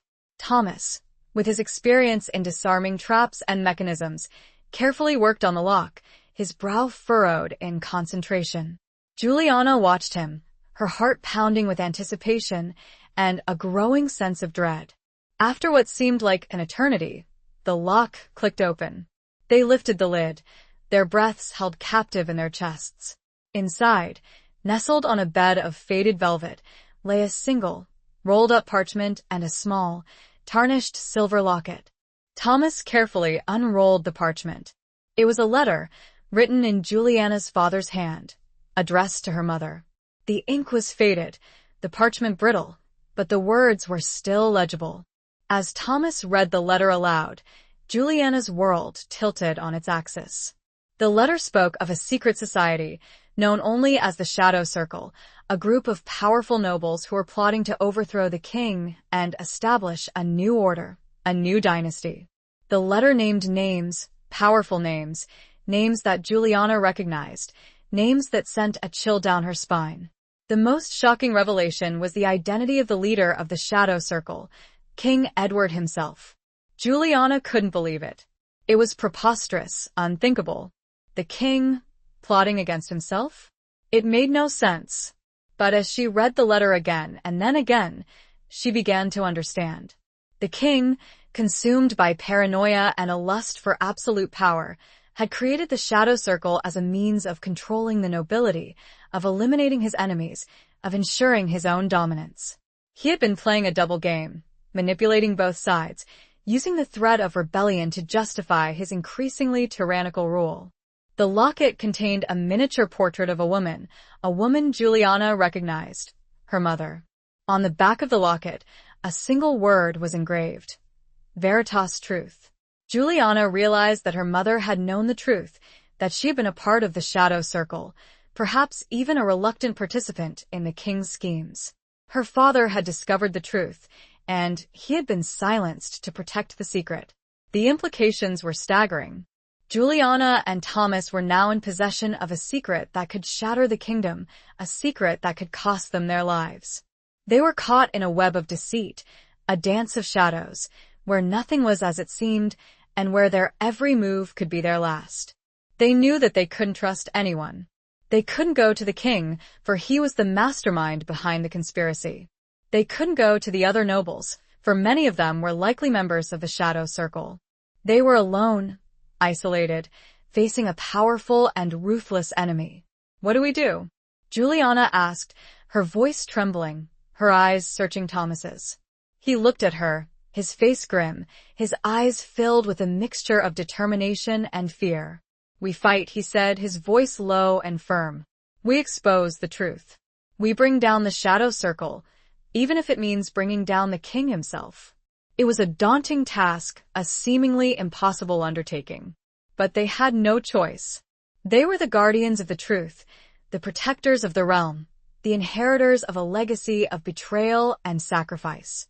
They began to plan, carefully, cautiously, knowing that one wrong move could be fatal. They decided to seek allies, trusted individuals who could help them expose the Shadow Circle and bring the king to justice. They started with Lord Armand, who had given them the box. They knew that he was a man of honor, a man who valued truth and justice. They traveled to his estate, a secluded manor house in the heart of the countryside. They told him everything, revealing the contents of the letter, the identity of the leader of the Shadow Circle, the king's treachery. Lord Armand, initially shocked and disbelieving, eventually accepted the truth, his face pale and drawn. "This is monstrous," he said, his voice shaking. "We must stop him. We must expose this conspiracy before it destroys everything." He agreed to help them, to use his influence and connections to gather support, to find other allies who could be trusted. Juliana and Thomas, their hearts filled with a mixture of hope and trepidation, returned to Northwood, their journey far from over. They were engaged in a dance of shadows, a dangerous game of cat and mouse, where the stakes were the highest imaginable, the fate of the kingdom and their own lives. The truth was a weapon, a powerful weapon, but it was also a dangerous one, a weapon that could easily backfire and destroy them. They had to wield it carefully, strategically, knowing that their every move was being watched, that their enemies were lurking in the shadows, waiting for an opportunity to strike. Chapter 16. The Heart's Reckoning. The weight of their secret pressed down on Juliana and Thomas. Every whispered conversation, every clandestine meeting, every coded letter carried the risk of exposure, of betrayal, of death. They moved through their days with a heightened awareness, their senses attuned to any sign of danger, their trust limited to a select few. Despite the constant threat, their love for each other deepened, becoming a source of strength and solace in a world of shadows and deceit. They found moments of peace in each other's arms, stolen embraces in the quiet of the night, whispered words of love and encouragement that fortified their resolve. One evening, as they sat together in the library, poring over maps and documents, searching for clues to the identities of other members of the Shadow Circle, Juliana paused, her gaze fixed on Thomas's face. He looked tired, his eyes etched with worry, his shoulders slumped with the burden he carried. "Thomas," she said, her voice soft, her hand reaching out to touch his. "Are you all right?" He looked at her, his expression softening. He took her hand, his fingers intertwining with hers. "I'm weary, Juliana," he admitted, his voice hoarse. "But I will not give up. We will not give up." She squeezed his hand, her eyes filled with love and admiration. "I know," she said. "But you don't have to carry this burden alone. We are in this together." He leaned closer, his forehead resting against hers. "I know," he whispered. "And that is what gives me strength. You, Juliana. You are my strength." They stayed there for a long moment, their breaths mingling, their hearts beating as one, finding solace in each other's presence, drawing strength from their shared love. The search for allies proved to be more difficult than they had anticipated. Many of the nobles they approached were too afraid to get involved, too fearful of the king's wrath, too entrenched in their own self-preservation. Others were clearly members of the Shadow Circle, their denials and evasions only confirming their guilt. But they did find a few allies, individuals of courage and integrity who were willing to risk everything to expose the truth. One of these was Lady Eleanor of Lancaster, who had helped Juliana before. Another was Lord Baldwin of Northwood, a seasoned warrior and a respected member of the King's Council, who had grown disillusioned with the king's increasingly tyrannical rule. With their allies' help, Juliana and Thomas began to piece together a plan, a strategy to expose the Shadow Circle and bring the king to justice. They decided to use the upcoming king's birthday celebrations as an opportunity to reveal the truth. The celebrations would bring together all the major lords and officials of the realm, providing a perfect setting for a dramatic confrontation. They knew that it was a risky plan, a gamble that could cost them everything. But they had no other choice. They had to act, before the Shadow Circle tightened its grip on the kingdom, before the king's tyranny became absolute. As the day of the king's birthday approached, the tension within Northwood mounted.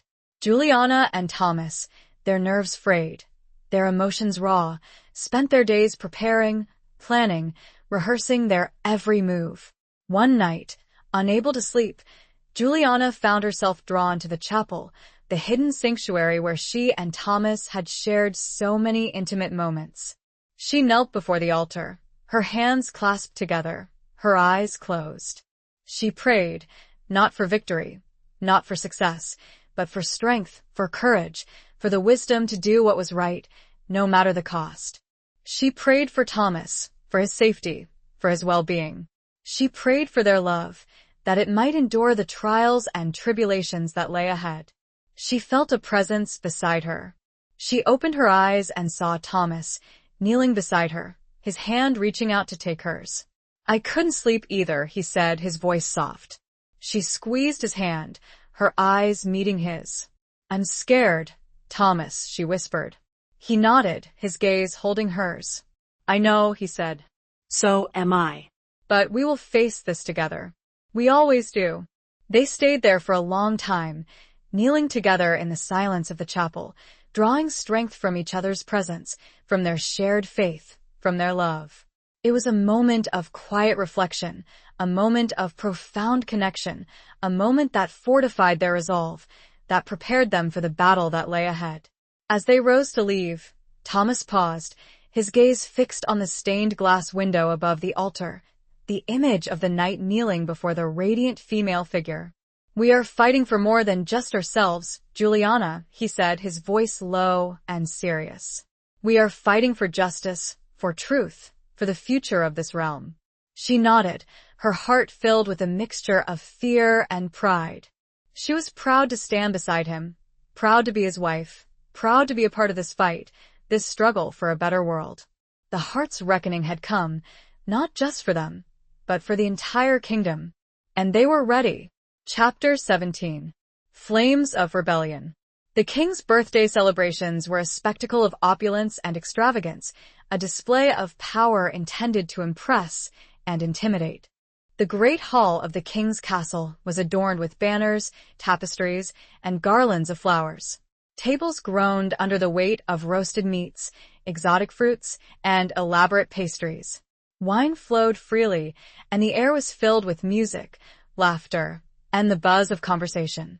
But beneath the veneer of celebration, an undercurrent of tension ran through the gathering. Juliana and Thomas, their senses heightened, moved through the crowd with a careful grace, their eyes scanning the faces of the assembled guests, searching for any sign of treachery, any hint of the conspiracy that lurked beneath the surface. They knew that many of those present were members of the Shadow Circle, their smiles masking their true intentions, their words of congratulations hiding their venomous plots. They also knew that their allies were present, scattered throughout the hall, ready to act when the moment came. As the evening progressed, the king, his face flushed with wine and self-importance, rose to address the gathering.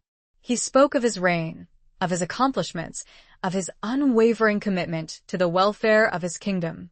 His words were hollow, his promises empty, his pronouncements laced with a subtle threat to anyone who dared to oppose him.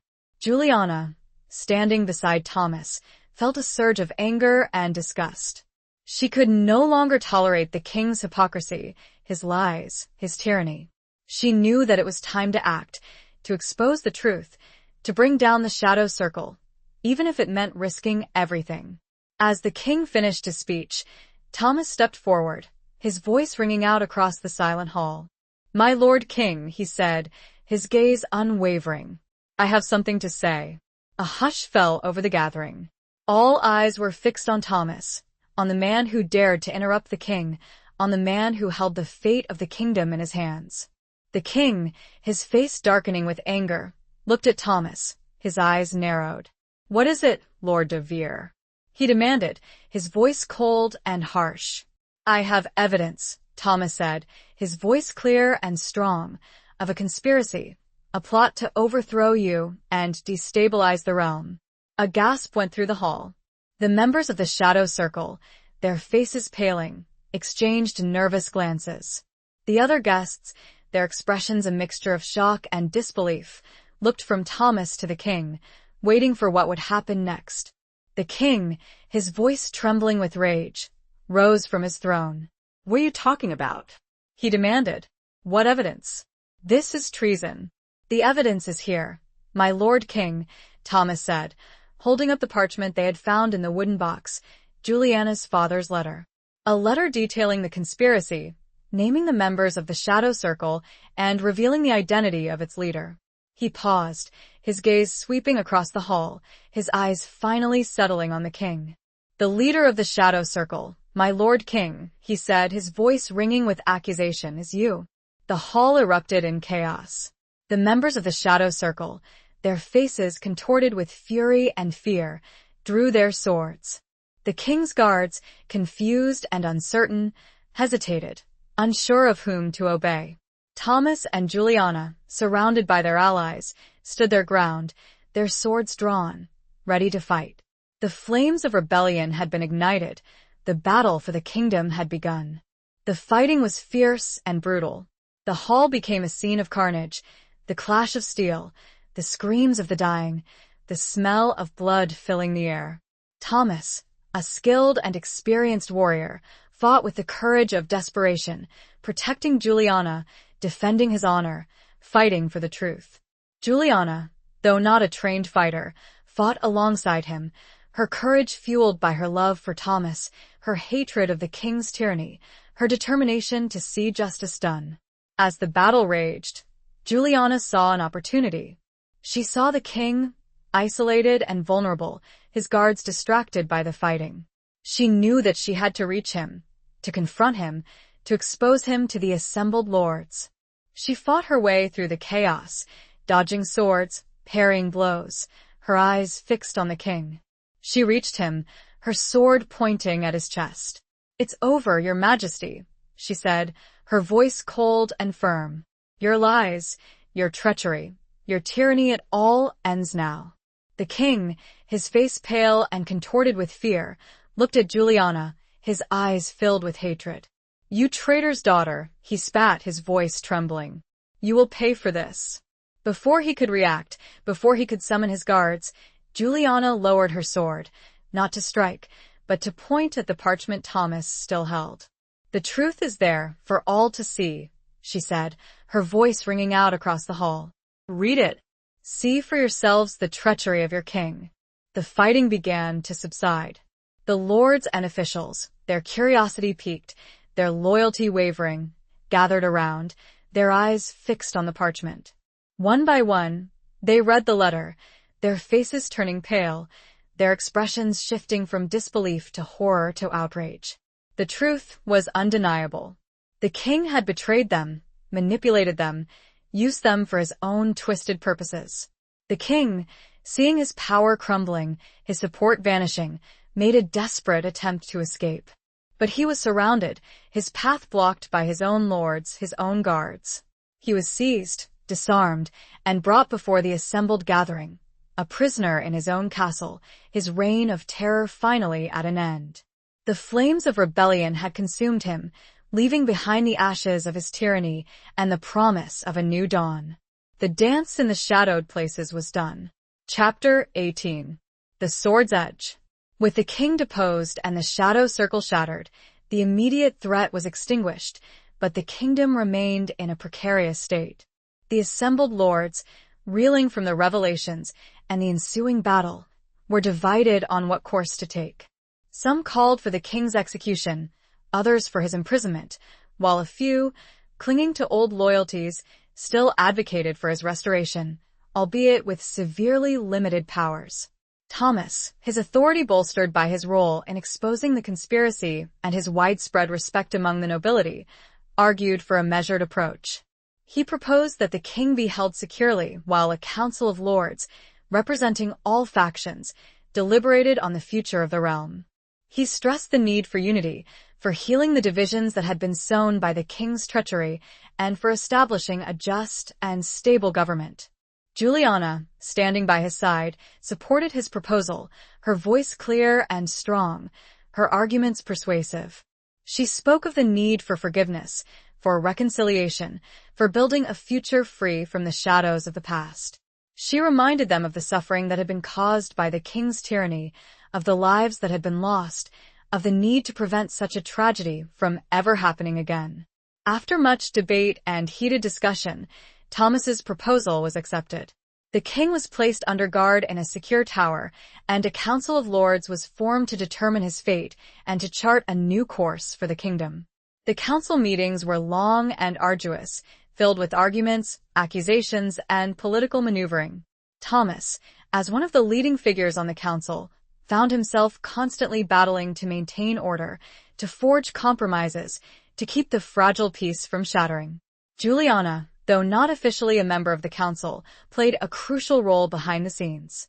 She used her intelligence, her charm, her diplomatic skills to influence the lords, to build alliances, to support Thomas's efforts. She was his confidant, his advisor, his partner in the daunting task of rebuilding the kingdom. One of the most contentious issues facing the council was the question of succession. The king had no direct heirs, and several claimants to the throne emerged, each with their own supporters and their own agendas. The threat of civil war loomed large, threatening to plunge the kingdom back into chaos.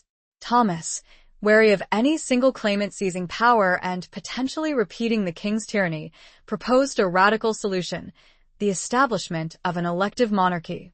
He argued that the lords of the realm should choose the next king, based on merit, on wisdom, on their commitment to justice and the welfare of the people. His proposal was met with resistance from some of the more traditional lords who clung to the concept of hereditary rule. But others, weary of the endless cycle of violence and betrayal, saw the wisdom in his suggestion. Juliana, working tirelessly behind the scenes, lobbied the lords, persuading them to support Thomas's proposal. She reminded them of the dangers of a disputed succession, of the potential for another civil war, of the need for a strong and just ruler who could unite the kingdom. After weeks of debate, the council finally agreed to Thomas's proposal. The elective monarchy was established, and the lords began the process of choosing a new king. Several candidates were nominated, each with their own strengths and weaknesses. The council, after much deliberation and careful consideration, narrowed the field down to 3 finalists: Lord Baldwin of Northwood, a seasoned warrior, and a respected administrator, Lady Eleanor of Lancaster, a powerful and influential noblewoman, and Thomas de Vere himself. Thomas, initially reluctant to be considered, was eventually persuaded by Juliana and his allies to put his name forward. They argued that he was the best choice, the only one who could unite the kingdom, the only one who could be trusted to rule justly and wisely. The final vote was held in the Great Hall, the same hall where the king had been exposed and deposed. The atmosphere was tense, the air thick with anticipation. The lords, their faces solemn, cast their votes one by one. The results were announced, and a gasp went through the hall. Thomas de Vere had been elected king. Juliana, her heart filled with a mixture of pride and trepidation, looked at Thomas, her eyes searching his. He looked stunned, his face pale, his expression unreadable. He had not sought this power, he had not desired this responsibility, but it had been thrust upon him, by the will of the lords, by the circumstances of fate. He rose to his feet, his gaze sweeping across the hall, his voice firm and resolute. "I accept this burden," he said. "I will serve this kingdom to the best of my ability. I will strive to be a just and wise ruler, a protector of my people, a guardian of the peace." He then turned to Juliana, his eyes filled with love and gratitude. "And I ask you, Juliana of Thornwick, Lady de Vere, to stand by my side, to be my queen, my partner, my guiding light." Juliana, her eyes brimming with tears, nodded. "I will," she whispered, her voice choked with emotion. "Always." The sword's edge had been sharp, the path perilous, but they had navigated it together, their love, their courage, their unwavering commitment to justice guiding them through the darkness. A new era had begun, an era of hope, of healing, of a kingdom rebuilt on the foundations of truth and righteousness. Their individual reckoning had merged into a shared destiny. Chapter 19. A Crown of Thorns. The coronation was a solemn and magnificent affair, held in the grand cathedral of the capital city. The lords and ladies of the realm, dressed in their finest attire, filled the pews, their faces a mixture of awe and anticipation. The air was thick with the scent of incense, the resonant sounds of the choir, the hushed whispers of the assembled crowd. Juliana, dressed in a gown of ivory and gold, her dark hair adorned with a simple circlet of silver, walked down the aisle, her hand resting on the arm of Lord Armand, who had become a trusted advisor and friend. She felt a mixture of emotions: pride, joy, trepidation, and a deep sense of responsibility. She was about to become queen, not by birthright, but by the will of the people, by the hand of fate. She reached the altar, where Thomas stood, waiting for her. He was dressed in robes of royal purple, trimmed with ermine, the crown of the kingdom resting on a velvet cushion beside him. He looked regal, powerful, yet there was a hint of vulnerability in his eyes, a trace of the burden he now carried. They knelt before the archbishop, who performed the ancient ceremony, anointing them with holy oil, blessing them, placing the crown upon Thomas's head and a smaller, simpler crown upon Juliana's. As the crown settled upon her head, Juliana felt its weight, both literally and figuratively. It was a crown of thorns, a symbol of power and responsibility, a reminder of the sacrifices they had made, of the challenges that lay ahead. Thomas, now King Thomas, rose to his feet, Juliana beside him, and turned to face the assembled crowd. He spoke, his voice clear and strong, resonating throughout the cathedral. I, Thomas, by the grace of God and the will of the people, do hereby swear to uphold the laws of this realm, to protect my people, to rule with justice and mercy, he said. I will strive to be a worthy king, a servant of my kingdom, a guardian of the peace. He then turned to Juliana, his eyes filled with love and admiration. And I, Juliana, my queen, my partner, my strength, will stand by my side, sharing this burden, guiding me with her wisdom, supporting me with her love.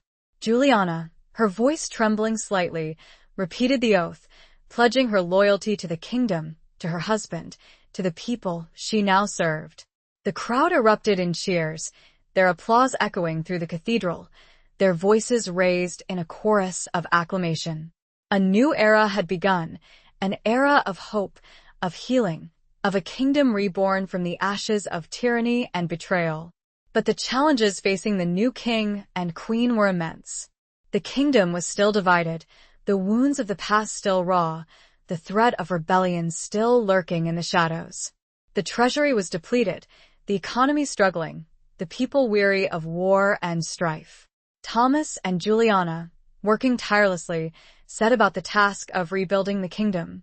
They implemented reforms, enacted new laws, dispensed justice fairly and impartially. They reached out to the disaffected lords, seeking reconciliation, offering forgiveness, striving to unite the realm. They also had to deal with the lingering threat of the Shadow Circle. Though the organization had been shattered, its members scattered, some of its most dangerous operatives remained at large, plotting revenge, seeking to undermine the new regime. Juliana, using her intelligence network, her connections with former allies, and her own intuition, tracked down these remnants of the conspiracy, exposing their plots, bringing them to justice. She became known as the Shadow Queen, a figure of both fear and respect, a protector of the realm, a guardian of the truth. One evening, as they sat together in their private chambers, exhausted from the day's labors, Juliana looked at Thomas, her eyes filled with concern. "Are you happy, Thomas?" she asked, her voice soft. He looked at her, his expression softening. He took her hand, his fingers intertwining with hers. "I am content, Juliana," he said, his voice low and sincere. "I never sought this power, this crown. But I believe we are doing good. We are building a better future for our people." She squeezed his hand, her heart filled with love and admiration. "You are a good king, Thomas," she said. "A just and wise ruler. And you are a good man." He smiled, a tired but genuine smile. "And you, Juliana," he said, "are a remarkable queen. A strong, intelligent, compassionate woman. You are the heart of this kingdom." They leaned closer, their foreheads touching, their breaths mingling. They found solace in each other's presence, drawing strength from their shared love, their shared purpose. They had faced so much, overcome so many obstacles, and they had emerged stronger, wiser, and more deeply in love than ever before. But even in their moments of peace, they knew that the challenges were not over. The crown of thorns was heavy, the path ahead uncertain. But they would face it together, hand in hand, heart to heart, their love a beacon of hope in a world that often seemed shrouded in shadows. They were king and queen, not by birth, but by choice, by merit, by the will of a people yearning for peace and justice. Chapter 20. Redemption's Dawn. Years passed, marked by both triumphs and tribulations. King Thomas and Queen Juliana ruled wisely and justly, their reign characterized by peace, prosperity, and a gradual healing of the wounds that had scarred the kingdom. They implemented reforms that benefited all their subjects, from the wealthiest lords to the humblest peasants. They fostered trade, encouraged the arts, and promoted education, transforming their realm into a beacon of civilization in a turbulent world. They also faced challenges. There were rebellions, conspiracies, and natural disasters that tested their strength and resilience. But they faced them together, their love and partnership a constant source of support and guidance. Juliana continued to be Thomas's closest advisor, her intelligence and intuition proving invaluable in navigating the complex political landscape.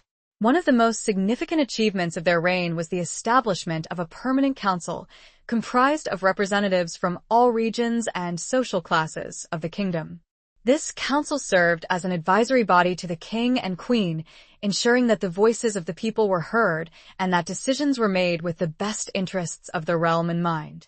Juliana, in particular, championed the rights of women, establishing schools for girls, promoting women to positions of authority, and enacting laws that protected them from abuse and discrimination.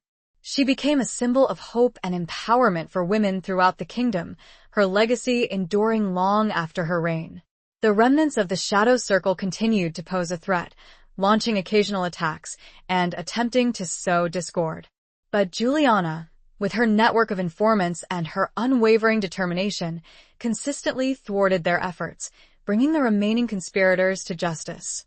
One final, desperate attempt to destabilize the kingdom came in the form of a plot to assassinate Thomas and Juliana and place a puppet ruler on the throne.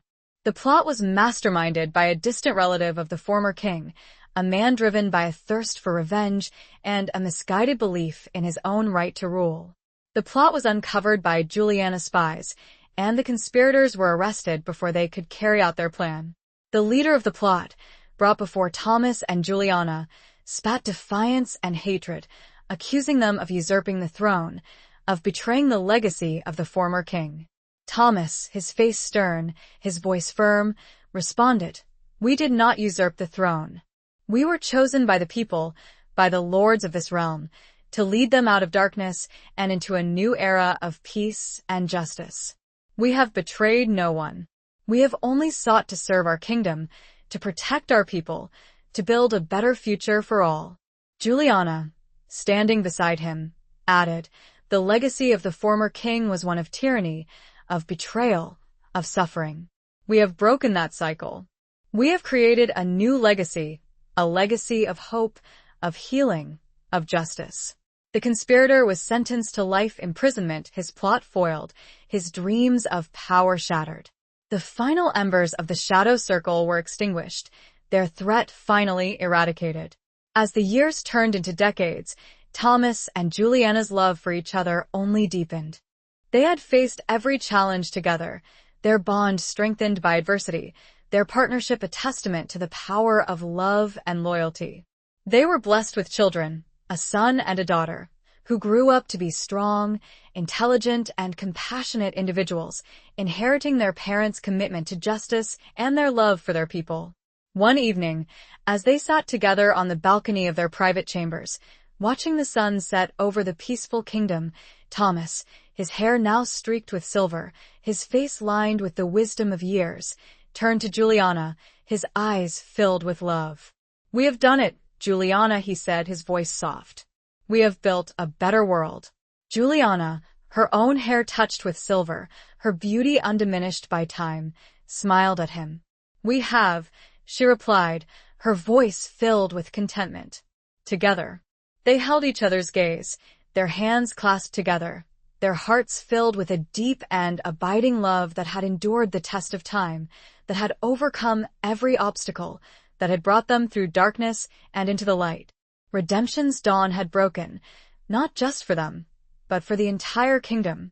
The trader's daughter had become a beloved queen, the warrior king had found peace, and the realm had been healed, transformed by their love, their courage, their unwavering commitment to justice.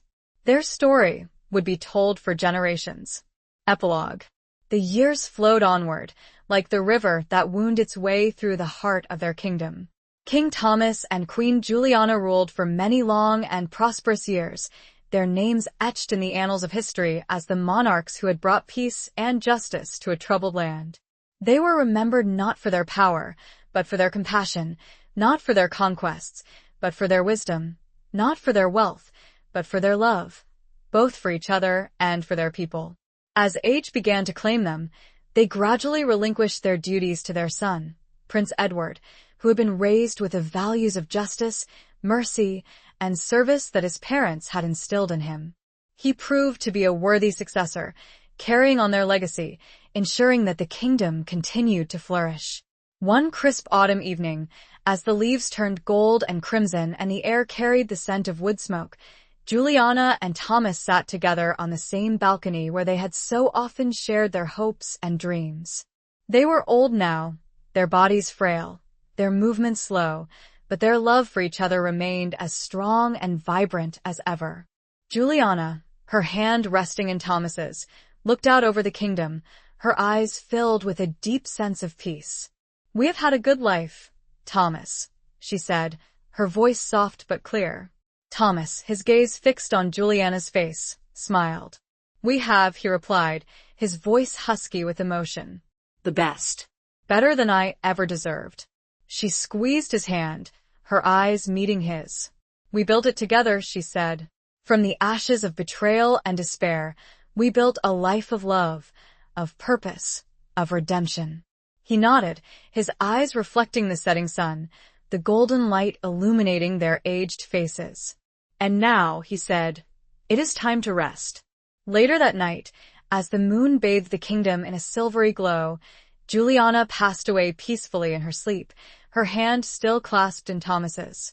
He followed her a few hours later, his heart unable to bear the separation, his spirit joining hers in the eternal embrace of their love.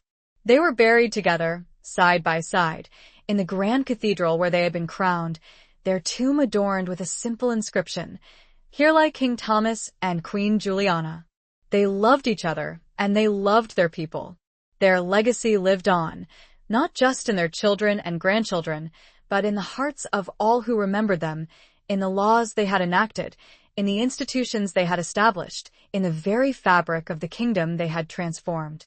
The trader's daughter had become a legend, a symbol of hope, of resilience, of the transformative power of love.